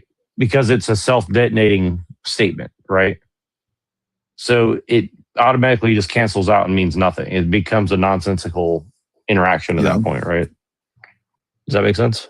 Or they could they could choose to be irrational though. Right, but that's different than saying that, you know, anybody that you reasonably can believe is honestly communicating, and they make a statement, the sky is blue. It's like, well, I ought believe that the sky is blue. So there's not really a distinction between the sky is blue and you ought to believe that the sky is blue, right? Like it's embedded in the statement itself, right? Like unless we just it's an unreliable narrator or something. So right. so if clauses are implied a lot of the time, right? Because they're goals, so they're implied. They're not necessarily asserted in the. For example, I could say shut the door, right? Now, shut the door by itself is not true. It's not a proposition. However, if I'm assuming an if clause, like you ought shut the door because we both have the goal of not letting the heat out and paying more in electricity than is necessary, right? That's what makes the ought true, right? And that is not deriving an ought from an is, it's deriving it from a goal. Yeah, I'm going to look up something just because I haven't argued this point in a long time, and I'm really happy that somebody is actually interested in arguing. Yeah, because I think this is fundamental. Because I think it's fundamental to morality, right? Like the only reason I'm bringing this up is like I think this question in particular is fundamental to like having some sort of coherent moral system. There is no moral system. Well, or at least ethical at the very least. Like, I guess ethics. Let me rephrase that. Ethics at the very least. Moral is debatable, exist, right? But they only exist from what you yourself derive. Now, I don't believe in the sense of like in moral relativism as being like assigned to like, the world, like politically or something. I think that's a terrible idea. But I do believe that when it comes to the individual, that it has to actually be ascertained personally. I think anything else is basically control or self-deception. Like it's not true. For a really good source on this, I want to recommend Dr. Peter Shertet H's book, Neo-Nihilism, The Philosophy of Power. He goes into the is-ought problem a whole bunch, extensively. And he also has a paper on this too, the Teutonic Shift in Morality. And he teaches at Exeter, by the way. Really knowledgeable philosopher. His website is www.philosopher.eu. And yeah, check out some of his writings. But he's done extensive work on this. There's a lot of other people that have, a lot of other philosophers. Simon Blackburn. Who else am I thinking of? Have you ever looked at Stefan Molyneux? Yeah, I debated him. Really? Interesting. What did you think about his UPB and stuff like that? I refuted it. Okay, why is that? Well, I could pull out the. You have a link for that? I could pull out the paper on that. Yeah, it's his channel got taken down, unfortunately. So the only way I can find is BitChute. Oh, that's right. Yeah, but I think it still exists on BitChute. I would love that. It's probably somewhere on his website too. He's got everything backed up somehow. I haven't been there for a while, so I'm not sure. Yeah, so find it, so he admits that they're based on conditionals in his book and also in our debate, which you can go watch. But in any case, the other problem with his is that he assumes moral ownership exists. He assumes the principle of self-ownership. And he says, in fact, in his book, that if it doesn't exist, then I cannot breathe, right? And if it doesn't exist, then my whole thing falls apart. And I show how it does, how he's assuming, right? He's assuming this kind of oughtness that he's not even argued for. And I think he says it's like I think he basically, and again, like I'm not here to like totally defend him. I'll read these 4 points as well, just because I looked them up.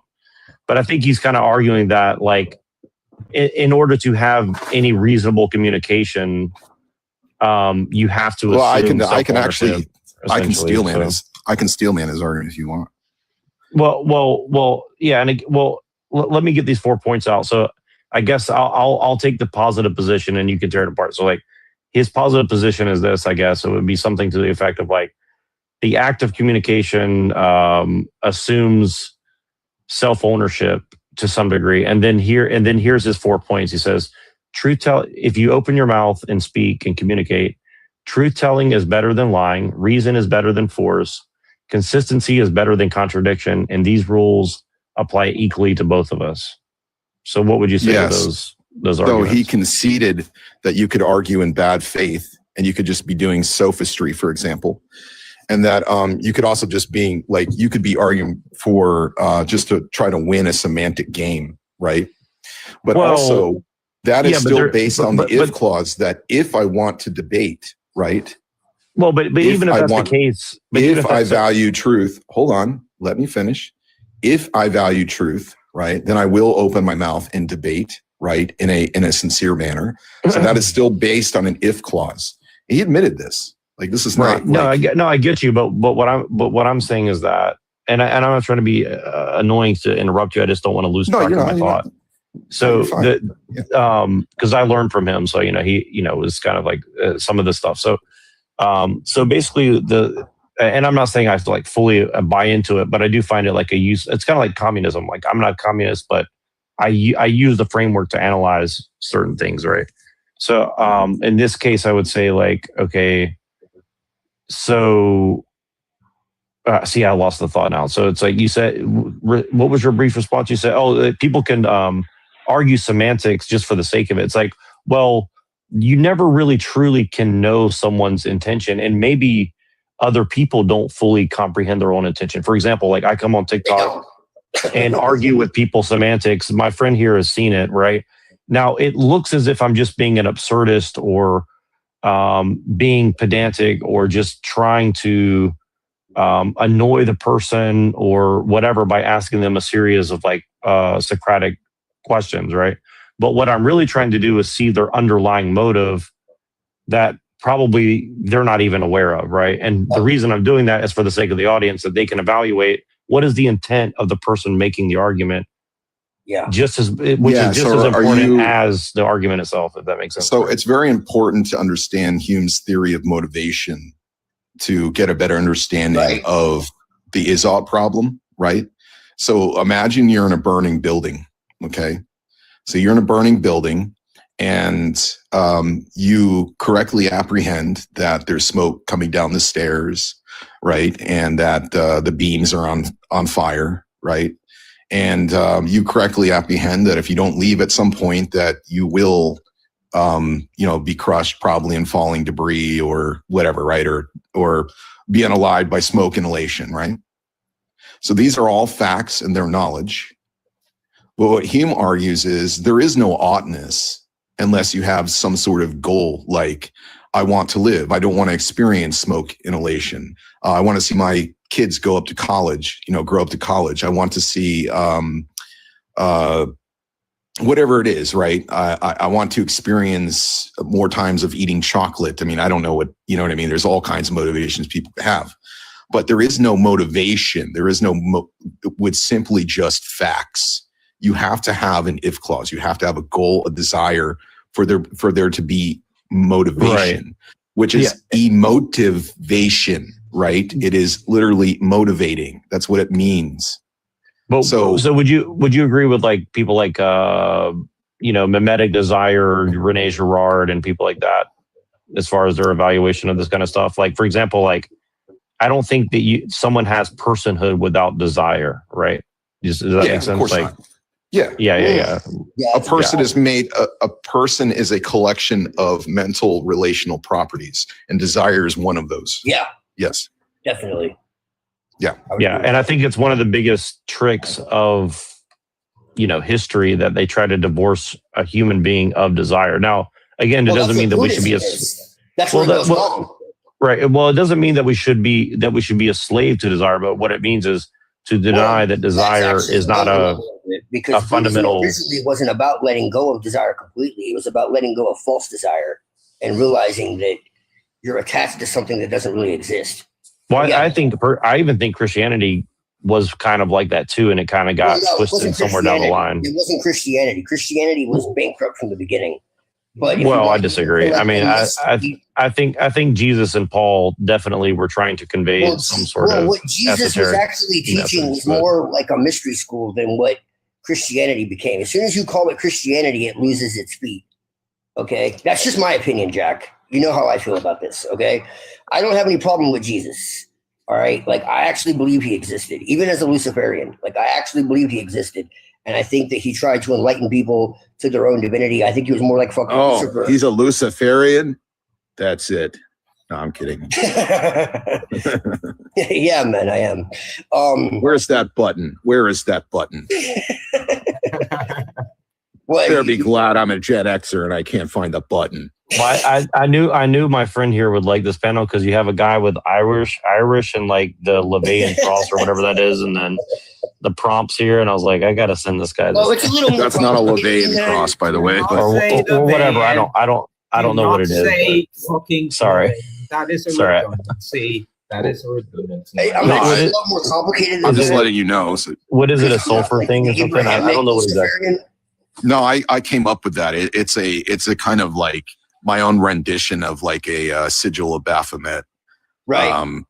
I do like, since I write books, right? I do a lot of the graphic design for the covers. So that was just one thing I was messing around with. So I made that. No, I'm actually not like a traditional Luciferian. I actually I'm more like an animist, and I like take it back to like the pagan gods because most demons are pagan gods, and so I kind of approach it that way. I'm not like a reverse Christian, you know, where I'm like trying to like go to war with God or whatever or some dumb shit, So I actually have more like a shamanic background, if anything. So I actually don't really see like light and dark as battling each other. I see them as really one whole. So I don't really like subscribe to any of that duality or anything like that. I see like all these spirits as like forces of nature, essentially. But yeah, just so I wanted to say this really briefly before I forgot. I wanted to ask you something real quick. But I definitely like identify with the adversary, whether it's Mithras or Prometheus or whatever, like Enki, any like. Yeah, I got you. Yeah. All right. So I wanted to ask you, again, he talked about self-ownership, right? So you couldn't move your mouth unless you owned yourself, right? Right. You're talking about Stefan, right? Yeah. Yeah, I'm talking about Stefan, right? Okay. So is he using ownership in a prescriptive sense or a descriptive sense? Is he saying that ownership is the fact of the ability to control yourself, right? To make bodily movements? Or is he saying that you ought to be able to do these things and nobody ought to be able to interfere with those things? Well, I looked it up. I did use, Grok to like double check some of my memory on this too, just to be, so I'm admitting to cheating a little bit, but, so Grok's not entirely reliable, by the way. Yeah, of course. But it's just a shorthand. It's just a shorthand so I can refresh my memory. But so I asked and it said he basically accepts Hume's thing, but he never directly mentions passions, slave of passions, moral motivation. But what he did do was say, and so his quote is that he said, the act of using reason to argue already is a motivational ought. So I don't know if that's answering your question or not. Like I would say, in his opinion, he's doing both simultaneously. Well, no, the act of, okay, so the act of using reason, right, is simply, it's the cause of that is, right, the if clause. The act of reasoning itself is an is, right? But the motivation for doing it, right, is connected to ought, right?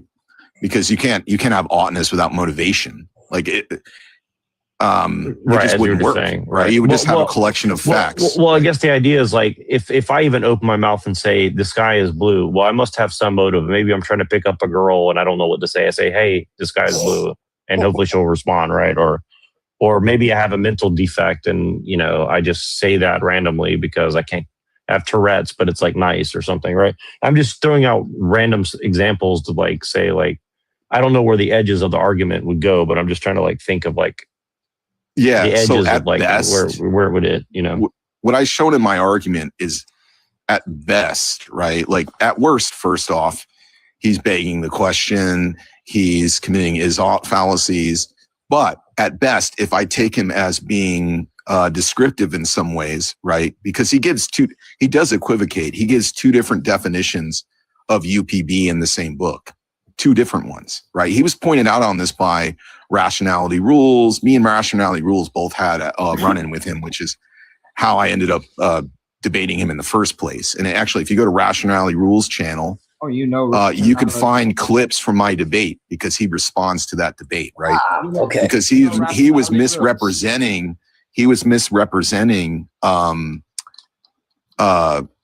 Rationality Rules' arguments. Okay. But the point that I'm making is, at best, he has a system of hypothetical imperatives, which isn't morality at all. It's just pulling a Sam Harris, where you're just redefining moral oughts as strategic oughts. And the problem with that is it's not morally satisfying, because all hypothetical imperatives mean at the end of the day is that you ought do what you want to do. Okay, great. Do as thou wilt. I mean, that's not morality. Well, to be honest with you, I kind of think he is a secret Luciferian, to be honest with you. Like, I don't have any evidence of that, but I do kind of think that that's kind of part of his motive, whether he's aware of it or not. But like, here's two quotes I found. And I don't know if this is really like helping, but he says on self-ownership, he says the brain owns the body. What that means is it directly controls the body. And then he says, okay. Did you use go go ahead, sorry. YouTube, bro? Your voice sounds really familiar. Go ahead, man. Go ahead. Let him finish, please. I want to hear the rest. Yeah, I'll be really brief. Ownership. So the second quote is, ownership in general is a normative concept and an ethical proposition. The right of exclusive control, an ought claim, not a fact. So I'll read that again because that's a little confusing to me. Ownership in general is a normative concept and an ethical proposition. Yeah, but the first part, he gives a description of ownership, which is a descriptive definition of ownership. And then the second part is a prescriptive definition of ownership, right? Or is he... Right. Well, and then here's the third quote where he tries to bring it together. He said, ownership must first and foremost consist of control over one's own body. He owns the actions of his body as surely as he owns his body. Meaning, like, if I go and produce a birdhouse, I own both my body and the birdhouse that I produce with my body, for example, right? I think he uses stuff like that. Okay, but what do you mean by own, though, in that context? Does it just mean that you physically put it together? Well, meaning because well, I think what he means is like I'm basically responsible for that creation. Meaning, like, if somebody says it's illegal to build this birdhouse, who's to blame, right? If this person's to blame because he's done it. And as an absurd example, I think you get what I'm saying, right? So, yeah. But there's like, it's ownership. So this is where it gets kind of hairy, because just as there is a moral prescriptive definition of ownership, right? There's also a moral prescriptive definition of responsibility, which is where this gets really ambiguous, right? Because you can also use it in a descriptive sense, right? Like, well, first off, blame, right? Blame is right. That can be ambiguous too. But yeah, and I think if at all he's the problem is like I could grant him, right? Hume could grant him that, look, you have control, your brain controls your body, right? He could grant them that fact, right? But you can't deduce any oughts from that. And I can even grant you the fact that you built the birdhouse, but you still can't, from that fact alone, you cannot derive an ought. Well, the next quote, it says, exclusive self-ownership is a basic reality that all human beings have exclusive ownership over their bodies and thus effects and external property, meaning like they own the bodies first, they own the effects of what they do with that body, and then they have external property that basically comes back. I mean, to be honest with you, I think what he's smuggling in here, and I say this honestly, because like I have my own issues with it, but I don't like to admit that in most debates, because I like to save that for I like to save that as like the hammer to hit people with, because I think what he's sneaking in is like might makes right. To be honest with you, I think he's sneaking in like a very, very much like I think proprietarianism, which is kind of what he's saying, like Hoppe and these guys, like they're basically saying, well, might makes right, but we don't want to say that openly. So like this is kind of like our mental gymnastics in order to like smuggle that in of like kind of like do what thou will, but in a more like extreme overt way, I would say. Although it's like it seems like flowery language, but that's my personal. I believe in might is right, but I don't know that we're defining it the same way. Yeah, like right? that's how I'm thinking of it too. Because it's like I think might is That's right, one of the but prompts. it's not like Look at what like it's not in a moral sense. I don't. prompt number 6, right? So might is right in the sense that might is instrumental good towards enforcing prescriptions, whatever they might be, right? It's not moving from an is to an ought.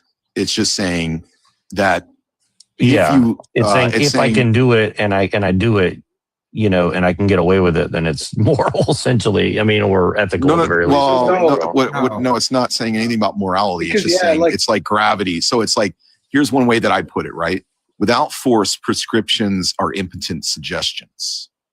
Yeah, I would 100% agree with that. I mean, again, like, I'll I be think honest that's with you guys, all like, really that means. like if you want like I consider Yeah, go myself ahead. a Christian, but I do think that like Christianity needs to accept that you know, we still live within like a world that we can't pretend that it's like heaven or something, right? You see what I'm saying? So like So no, I get what you're saying. You're you a know, realist. You got to be realistic. Yeah.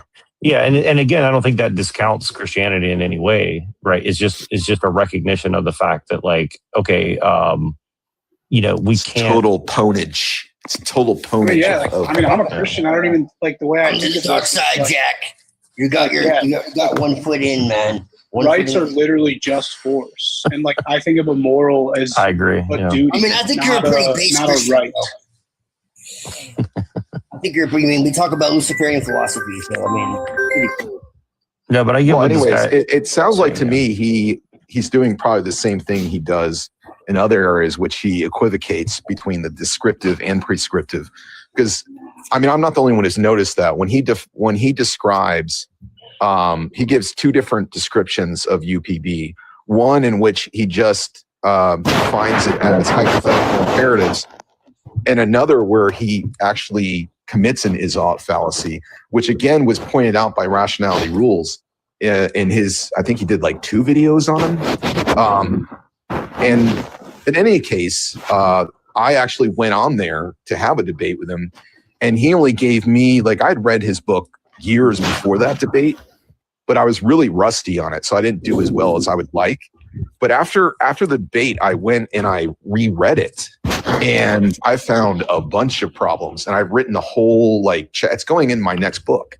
The very last thing I critique is universally preferable behavior, and I think I do a pretty thorough job of it. Yeah, and I use would love to quotes see from it. his book. Yeah, I would definitely love to see it because I would. Well, I'll tell you, like for me, again, I'm a Christian, so like I don't believe in. Oh my God, dude! Just secular ethics, anyways. Yeah. So I don't believe in secular ethics, but what I do like it as is like, again, like kind of like a communist analysis tool where I can say like, okay, let me evaluate the state of liberalism. Like I like your first quote, by the way, like leftism and Christian ethics are slave morality. Like I agree. I think that like leftism/liberalism is essentially like a psyop of like extreme fascist control from Plato's Republic, but it's done under the guise of like, well, we just want to be nice to everybody. But in reality, it's like, I'll hit you in the head with a hammer if you disagree with me, right? By the Republican. Yeah, well, I'm like, you understand that quote is very Nietzschean. So I'm just arguing from it's not even an argument. It's just a Nietzschean definition by Nietzsche's definition in Beyond Good and Evil, section 258 through 259. And in his book on the genealogy of morals, leftism and Christianity are inversions of aristocratic morality, of Pax Romana. Yeah. So, I mean, yeah, well, I think it's Nietzsche not a was derogatory right thing. It's just a fact. Right? Yeah, well, I think Nietzsche was right about a lot of things for sure. So I think Nietzsche was more right than wrong for sure. Even as a Christian, like I think he was more right than wrong If about you want ethics, most of Jack, what he said. read Marcus Aurelius for real. I did a whole chapter on Nietzsche's Will to Power, which talked a little bit about slave versus master morality and stuff like that. So important for people to understand. And that's called The World as Will to Power and Representation, which is obviously taking off from Schopenhauer's The World as Will and Idea, right? But because I do think, so does Professor Hughes, that Nietzsche was a German idealist. He was putting forth his own will, atheistic idealism. Right. Well, I think, towards the end of his life. Well, what I think, my personal, like, and this is kind of, and I'll give you kind of like what I'm trying to get at a little bit. So like, because it's a dual layer thing. Like me personally, I say that Nietzsche was at the base of it all, a devout Christian struggling with the absolute unfettered corruption of Christianity that he had seen throughout all of history, right? Like, and he's just like so upset with it, where he's like, "Look, if we can't salvage it, let's burn it." You know. Well, what I mean is that. Well, but the reason I would say that is like Nietzsche was spiritual. That's sure. But Nietzsche hated, he was a Christian. for example, the Beatitudes of Jesus' teachings. Like he was, I mean, he was not a Christian. He was very. I would say he admired some things. Yes, but he also hated a lot of things. It's like I mean, that's like saying Nietzsche was complicated, right? Like Crowley was a Christian. Nietzsche railed against nihilism, and yet he was a nihilist. Okay, like because he used nihilism in so many different ways. Well, I think he was a healthy nihilist. I would say he had a healthy relationship. Yeah, he was an active nihilist. Yeah, right. But what I mean by that is like I remember Pete told me, my friend Pete, he told me that once when he was going for his master's, that he was made to look at every single place in which every single context in which Nietzsche used the word nihilism. And it was extremely tedious. But what he found out is that Nietzsche was a nihilist, but he was railing against passive nihism. And he felt that Christianity leads to passive nihilism. Oh, for sure. And so, that's I agree with Schopenhauer as well. Yeah, and I agree, and I agree that like in most forms of Christianity, it did definitely lead to denying for sure. Yeah, flesh denying. It's life denying. And then they scream at the Gnostics for the same thing, and they're more Gnostic than the Gnostics. And so what I'm kind of getting at, and so here's the point I was trying to get at with this, whereas whether it's true or not, what I'm saying is what I'm trying to evoke in people that I say that to, not you guys, but in general, when I say that in debates or conversations, I'm trying to get Christians in particular to look at their own history and say, like, why is it that most of Christianity has turned into passive nihilism, right? And so then it kind of forces them to like examine themselves. And I think similarly with what I see with Molyneux, I think he's kind of doing a Discordian thing of like, messing with people's heads and laying a trap where like when you argue against them, you have to examine your own beliefs to a higher degree or something like that. So sorry to go. Yeah. So he makes one of the kind of transcendental arguments that Molyneux makes is, look, you can't prescribe, theft, right? As universal, right? Because you would have it's like saying I want to be stolen from, right? Yeah, it's a performative contradiction. If you want to if you want, like, we agree on that. There are some things that we agreed on, right? Like there was some overlap there. What I disagreed with was where he said he slayed the beast of nihilism. He didn't. He just didn't say anything. Like at best, he didn't say anything that contradicts moral anti-realism at all. He just gave a system of hypothetical imperatives. And at worst, he committed a bunch of fallacies. So, I mean, I can tell as somebody who studied like metaethics for like 20 years in reading his book that he did not do his due diligence. And that was really disappointing. But would you say that it's possible? And again, like, I don't know if you're familiar with like Robert Anton Wilson or Discordianism. Do you think it's possible that some of these philosophers might, like, kind of like in a way that Plato wrote or something, where you write like if you read, like I haven't read a lot of Plato, but when I read him or I read Nietzsche, it's almost like they're laying so many traps where like if you try to wiggle in and argue against and I think honestly Jesus and Paul did the same thing. Like a lot of people hate Paul, but like I think it's like trying to dissect the Tao Te Ching, right? Like you can try to disagree with the Tao Te Ching all day long, but really ultimately you're just going to end up agreeing with it at the end of that struggle, if that makes any sense, right? That's kind of the way I see some of this stuff. Like, to an extent, I wouldn't say that. I mean, like I disagree with the ethics and, like the Tao Te Ching does this thing that a lot of Eastern philosophies do, unfortunately, where they actually do run into an Aesop problem. Well, I know what you're talking about. The Tao Te Ching will be like, yes, the Tao behaves this way. And then it jumps to... But it doesn't. So the sage should behave this way, right? And they do it in such a slithery way, it's not so obvious, right? But if you read it like 100 million times, like I have... But however, hold on. Hey, guys, shh. Okay, just let me finish, all right? What I do agree with, though, is I think some of the ontology or interpretations of the Tao, which I have incorporated in my own ontology, I think I call it like the dark Tao or something like this, right? But I think some of the metaphysics are pretty salvageable, right? Pretty useful. I just find that the slave morality of a lot of these Eastern religions to be just not my thing, right? But I I find some things in Advaita and this Trika Shaivism, I all find useful in all of their ontology, but their metaphysics that they try, their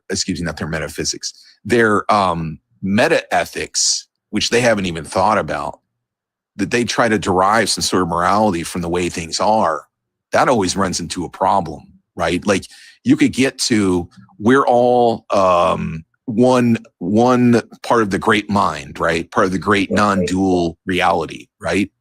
But from that, you can't derive oughts logically, right? Now, the best you could do is say that if you reach enlightenment, right, then you will act a certain compassionate way or something, right?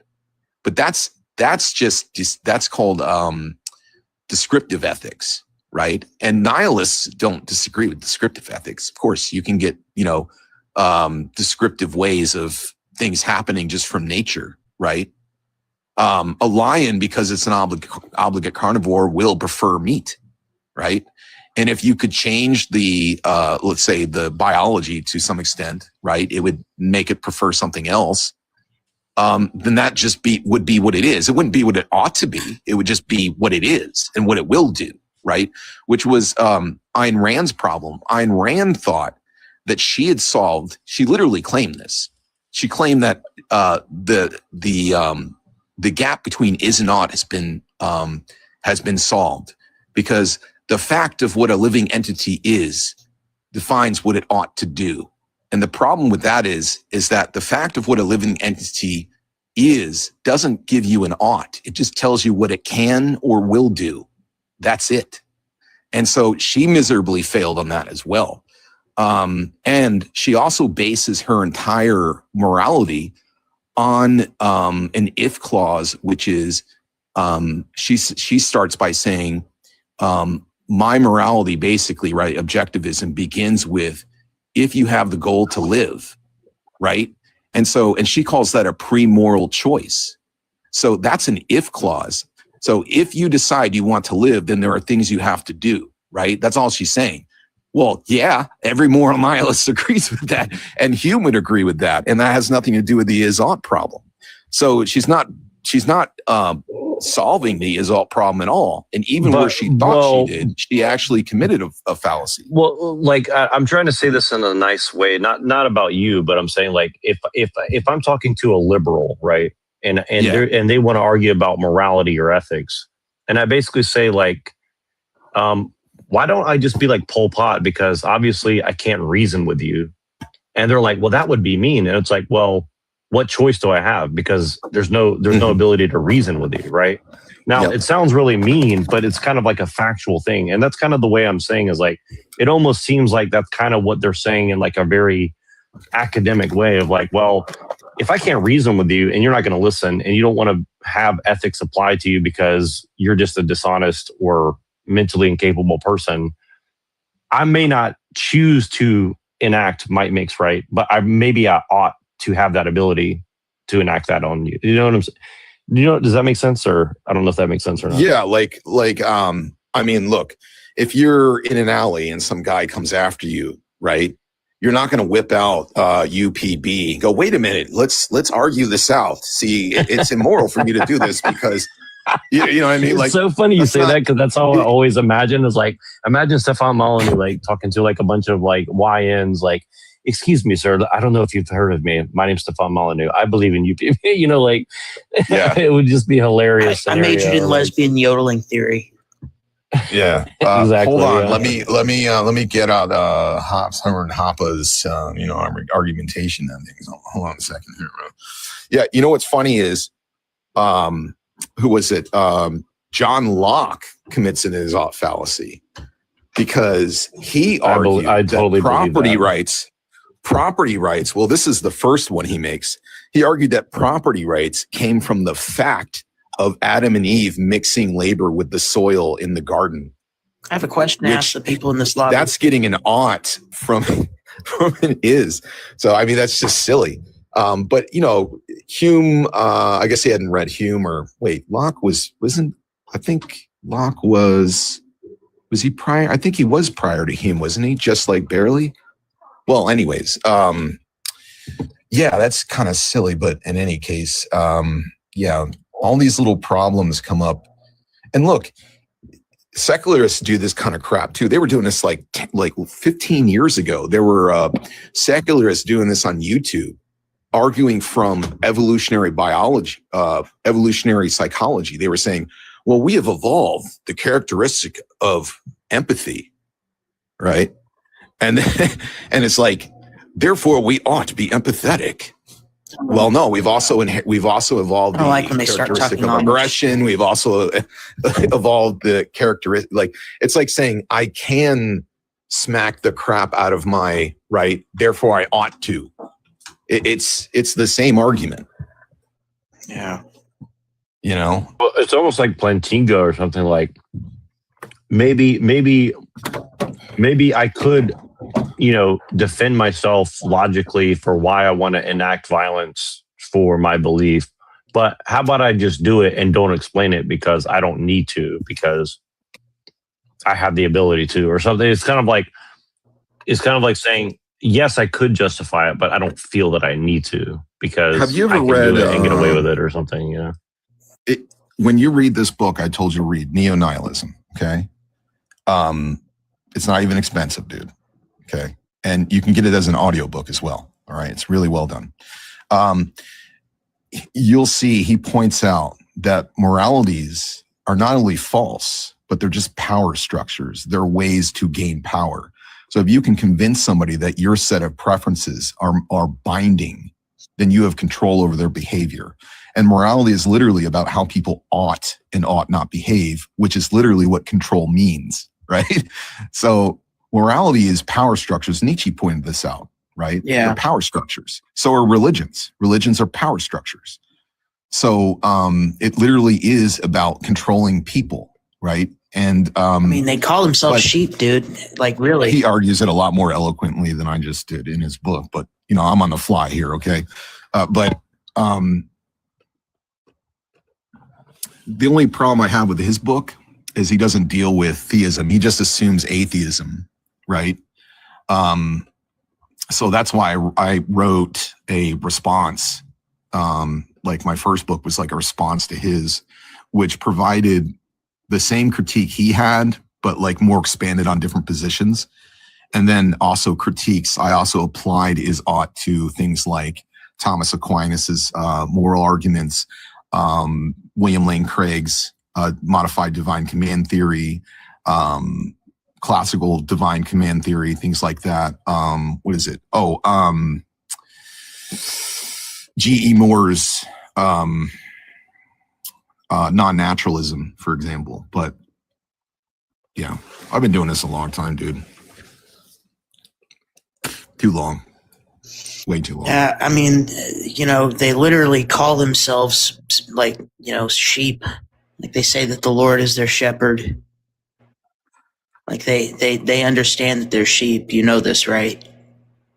They volunteered Yeah, but from to their be value sheep. system, that's a good thing. I know. Right? I'm not saying it's a good thing. I'm not saying it's a good thing. I'm just saying It's saying it says that everybody must serve some master at the end of the day. Like we all serve something, right? I mean, I think that's kind of like we all,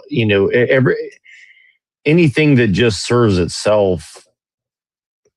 I mean, doesn't really it doesn't really exist because again, desire doesn't exist in a vacuum. Like you can't just. I guess you haven't read right? LaVey's response to that, have you? You should read LaVey's response to that. But it depends on what theory of motivation. Because if you're a psychological egoist, you can actually argue that everything we do is ultimately for ourselves. Yep. It's self-deception that tells you otherwise. Absolutely. See, but it depends on what theory of motivation. Like if you're a pluralist, I could see you making that argument. But again, a psychological egoist or a psychological hedonist. No, I'm talking to the dude down here that was. What do you say about what I said? Like that your main argument was that these people are sheep. And then I was responding to his response to your response to your what you were saying. Sorry. Yeah, I know it's confusing. I just don't. I think he's on a coffee break or something. So what do you think about Crowley or like the Satanic Temple versus like Michael Aquino? Like where do you fall on the spectrum between all those guys? Satanic Temple is just it's actually, according to the government, it's a Christian church. Thank you. And all they do, no, I'm serious, and they're tax No, yeah, I'm serious too. and then if you read their website, right, they literally reject LaVey's values, and they are extreme like leftist slave moralists, and they're all for equality and all this shit. Yeah, right? yeah. They're like, so like they're just a bunch of atheists who LARP. Yeah. And they literally, there's a video on YouTube. I think you can still find it. And actually, if you go to the Church of Satan website, they'll link you to it, where they actually admit that they invented this whole thing just as a stunt to get the 10 Commandments and other things pulled out of public places. So they're not really Satanists in my view, right? Yeah, they're not. And then the other thing is, because all they've done is taken leftist morality and slapped the label Satan on there. That's it. Yeah, and then use it as a legal lawfare tactic, right? To push their version of secularism, which the founders never had any clue about, by the way. As far as Aquino, he's kind of a nutcase. He believed that, Satan came to him in a dream and told him that his real name is Set. He needs to be called Set and all this. And then Xena later became like part of that organization, then left. I would say I'm more closer to LaVey, except that I am a what you call a non-dualist. So I'm not a physicalist. I don't think that. I don't. I believe so. My metaphysics is that everything is mind. Right. It's not a personal mind. It's only personal through us, through sentient beings. Yeah. Yeah, it's like a pluralist, panpsychist. It's kind of hard to explain. It would have to take a while. Not panpsychist. That's different. That runs into the combination problem. But it's more like absolute idealism, but closer more like to Vedanta, but stripped down without the reincarnation or the or the karma or any of that kind of stuff. If you're familiar with like Shakti, well, I'm trying. I actually invented my own neologism. Right. Called pan-entheism. Oh, I like that. Like panentheism.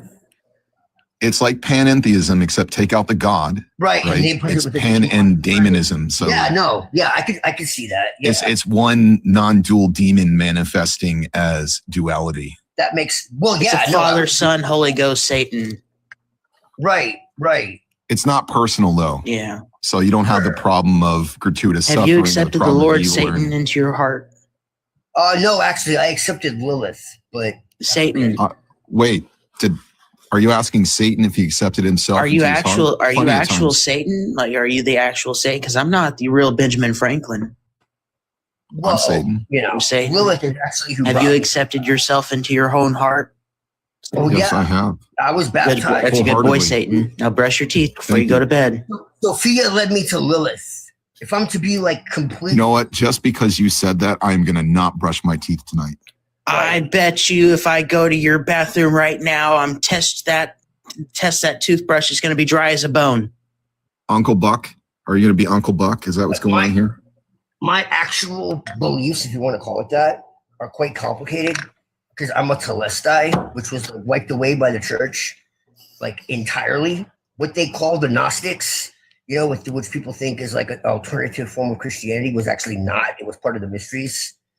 They were called the Telestai, those who are aimed, the Telestis, and they were initiates of the mysteries, and they believed the goddess was like a living, breathing organism, which became the earth, not like a goddess of the earth, but the earth itself. And so I have very like animist, shamanic, pagan leanings, and so that's really where I am. And so like, but that story has been like eradicated from the earth, and so I'd be here for like 6 hours to like get into it. But essentially, like, we're in a divine dream that's turned into a nightmare, and like it's all conscious, like you say. It's all like a living, breathing, interactive dream that we're in, and it's been turned into a nightmare. The one thing that stays consistent within the pagan and the Christian idea is this idea of a demiurge, which is the god that everyone worships.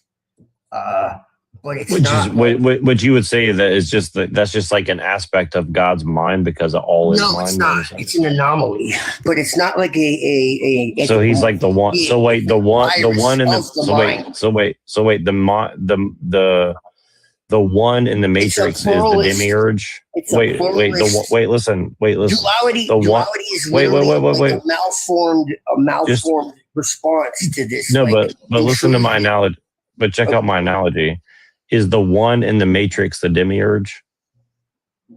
No, because the demiurge is born from an anomaly that came when Sophia basically became the. But Earth. you said he's an don't anomaly, confuse, meaning like right. Just to be clear, don't confuse his beliefs with mine. Okay, he's not speaking for me. So, like all the ancient cultures of the world worship the mother goddess, okay, in different ways, okay, and like some of the oldest ones believed in what was called Oneric mythology, and Oneric mythology is essentially that we are in a dream, but it's not like a matrix or a simulation or anything like that. It's actually interactive. It's living, it's breathing, it's real. Okay. So where would you differ, Satan? So I think I'm more closer to like analytical idealism. So I think we're all disassociated alters. So that's kind of true. There's like, so you think of like this non-dual mind, right? And one way you can get to this non-dual mind is through. All right, so just let me finish, okay? All right, so look, think of non-dual mind, right, as if you negate all your senses, okay? You even negate your thoughts. And now all there is just the space, the undivided space in which all of this phenomena occurs, right? So it's impersonal. It's the potential for form, but it is formless, right? Okay? And so it doesn't have any teleology. It just creates form out of its own potential, out of its own spontaneous creation. It doesn't do this on purpose. So that avoids any theological fallacies. That avoids problem of why is the brain affected when it's injured, things like this, right? Because that is a disassociative boundary. The brain, when it's functioning, acts as a way for the infinite non-dual to experience itself as finite and dual, right? And so if the brain is injured, the personality goes away, and all there is this void, this oblivion, this non-dual demon, whatever you want to call it. I don't care, right? It is it's the abyss that stares out into itself, right? And yeah, that's pretty much the way I look at it. It's like the only reason why I call it a demon in the first place is because it creates a world of brutality. It creates a world of millions of years of suffering and evolution, right? Hold on, sorry, it's making me do this stupid puzzle thing where I have to like make everything fit. This is weird. Wait, this one doesn't. Oh wait, there we go. Okay, all right, I think we're back. Okay, so sorry about that. So the only reason why I call it a demon, right, is to differentiate it from the baggage that comes with God, right? Like classical theism and stuff like this, or a personal mind, right? This is like deeper than any mind you experience, because to have experience is to have relational properties, right? So for example, I'm looking at a room right now. There's a distinction between a door and the wall and the space around it, right? There's relational properties. I'm having thoughts, which are all different from other thoughts, right? They have distinction. I have different feelings, emotions, right? Different bodily sensations. These are all relational properties that make me up as a person. However, all that dissipates, and all there is the void. So to be unalived, right, through old age or something or whatever, right, is to just return to what it was like before you were born. That's it. It has a lot of the features of atheism, but it lacks the passive nihilism of it. It doesn't have the ontology of atheistic materialism, if we could even use that word, right? Is saying everything's made out of this quantitative stuff. And I'm saying, no, the quantitative stuff is not fundamental. That's the form. The formless is actually. Yeah, you talking about that made me join, because last night I got into a long ass discussion with this guy, and this guy's like trying to defend abortion. I don't know if we can say it on here, but and he was like, well, you could say abortion if you want. For me, perception itself is the battleground, and perception itself is what's misled. If you're familiar with Dzogchen, it's a Chinese system. No, I'm familiar with that. Okay, yeah. So that's very much in alignment. I'm actually writing a book as well, and we agree more than we disagree. And I'm not trying to be like, oh, we agree, man. I just like talking to people that have no, that's fine. Yeah, I'm not. I just wanted to. But then at the same time, like we agree. I love talking to people that like have different. Yeah. I'm sure we have overlaps at some places. No, but I like that. I like when people disagree with me, but then we still have overlaps, because that's when I learn the most. You know. Or, what were you saying, bud? Sorry, man.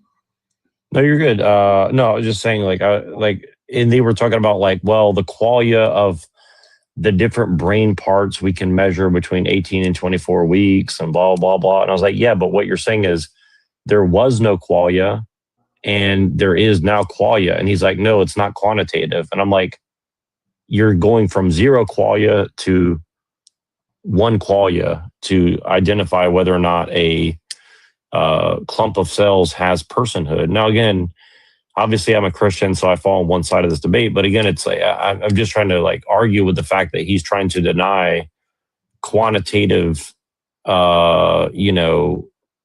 calculations in his morality. And he's like, well, it's about qualia, it's about the quality of the brain. I'm like, no, but you're saying this clump of cells goes from having no personhood to having personhood. Right. So it is quantitative, right? And this guy went on for like a long time trying to deny that this was a part of his philosophy. Well, right? part of it's quantitative. Feelings are not quantitative, but they're correlated with quantitative brain states, right? Emotions are not quantitative, but they're correlated with like dopamine and stuff, or a lack thereof, right?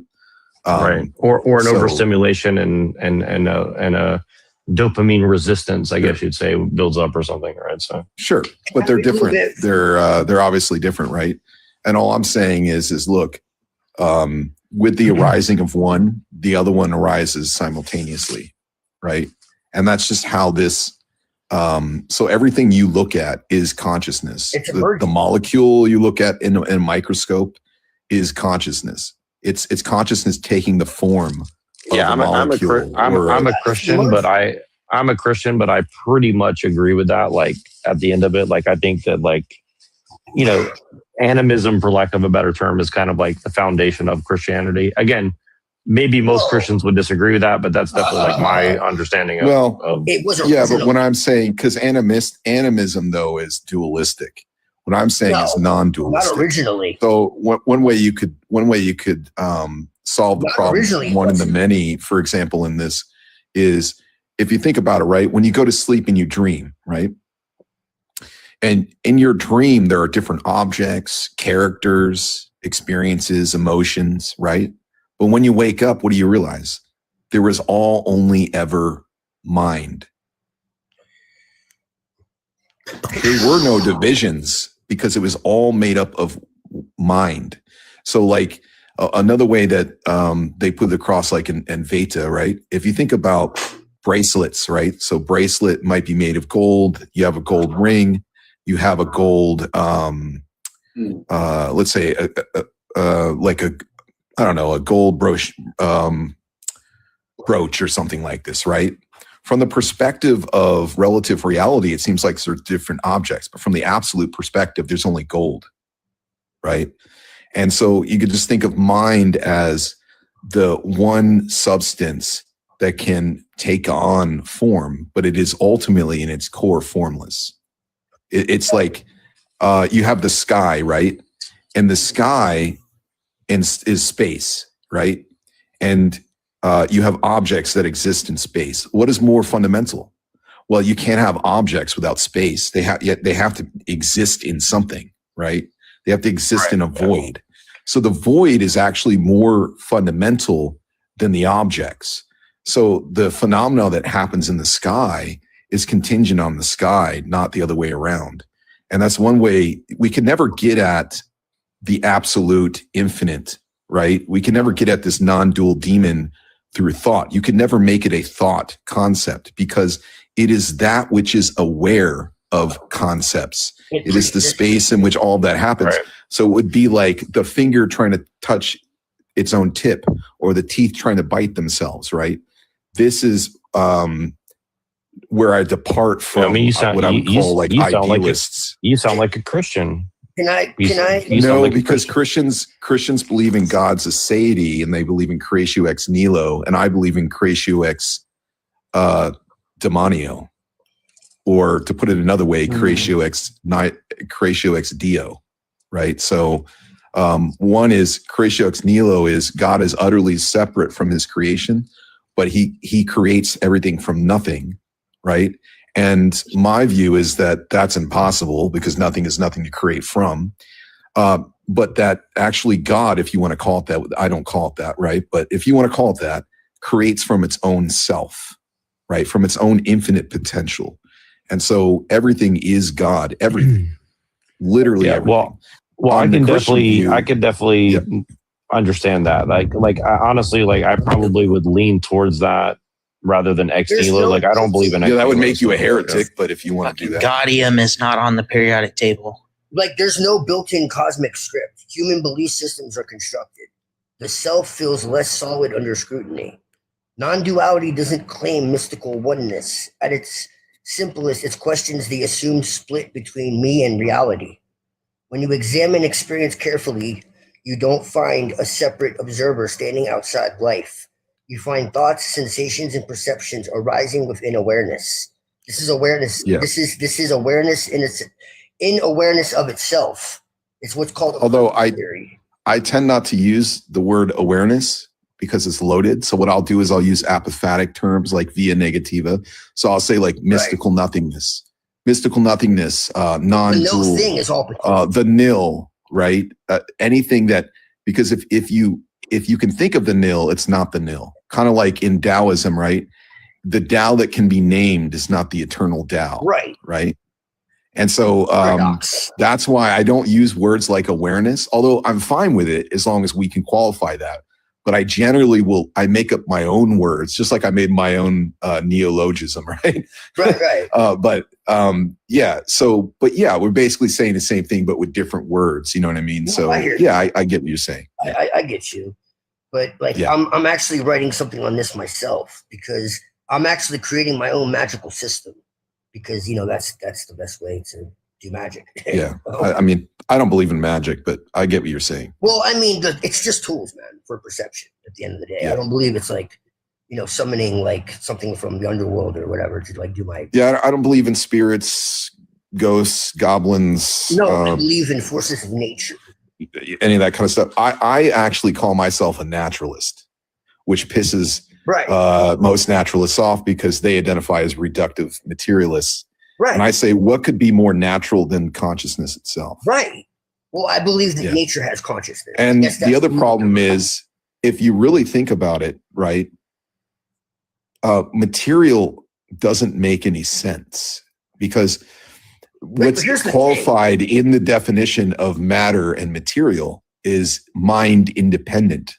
The problem, though, is that you can never experience mind independence.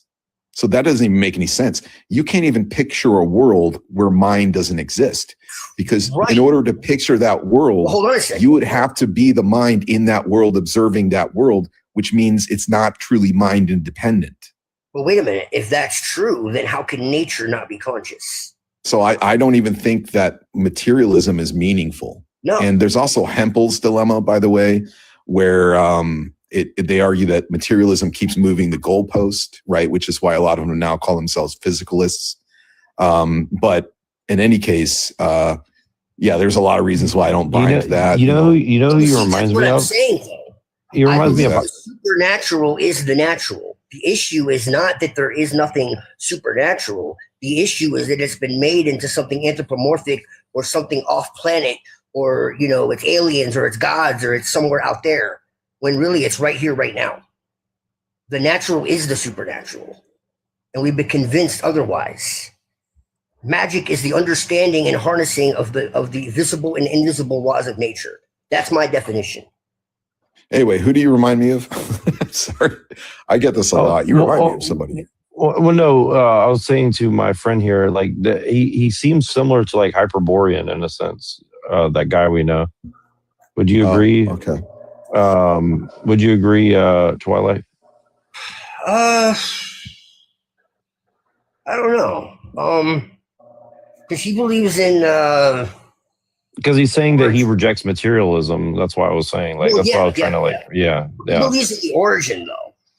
And he believes that we're, basically, he believes in the demiurge. And he believes the demiurge, created this world. I mean, I guess in the sense that he believes that this world was, like, created by something dark, I guess. Maybe that is... So I just want to make sure I I don't understand. believe in creation at all. I think creation is physiological. I don't think anything was created. I think everything has always existed. There was no creation. Everything has always existed and has always existed. There is no time. And when I say there is no time, I mean there was no beginning, end, or present. It's always existed. It always will exist. It's eternal. There is no duration. It's just a consciousness moving through phases that appear to be, whatever, just like there's no distance. It's absolute non-duality. Are you familiar with Can I say something?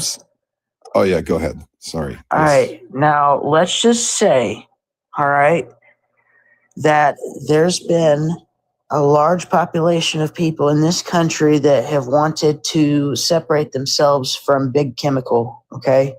Right. And they want to come up with a way of making all the necessary chemicals to life without having to go to another company and pay for them to do it. And instead, they would rather just actually make the chemicals themselves with their own apparatuses that they designed, clandestine, we'll say. And let's just say that these people get caught doing this and the government actually knows that they're not actually selling drugs, but they just decide to say that they're selling shrugs. And they just lie about it. And then just nobody ever finds out because most people aren't a part of that group. Okay, so how on earth would they know the difference? You know what I'm saying? It's not like they were at the scene. They weren't, the film crew filming the scene, They weren't the police officers, lying to everyone saying that they were making drugs even though they weren't making drugs. Matter of fact, let's just say that they had actually defined what they were doing as drugs, even though there wasn't any chemicals involved that were schmugs. We'll just say that the fact that they were cooking their own chemicals and that it could have been any chemical and they didn't have the ability to perfectly test what chemicals they were making, but they just said it was drugs for no reason. Okay? All right, let's just say that. Okay. All right.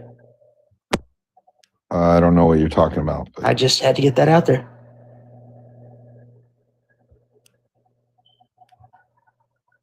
That's kind of odd. I know. What does Mr. Federalist 9812 mean to you? Is there context? Nah, the Mr. Federalist, it's a rage bait. Oh. Okay. All right. What do you mean by Federalist? Just pretending to be a colonialist that just recently decided to take over America from Britain.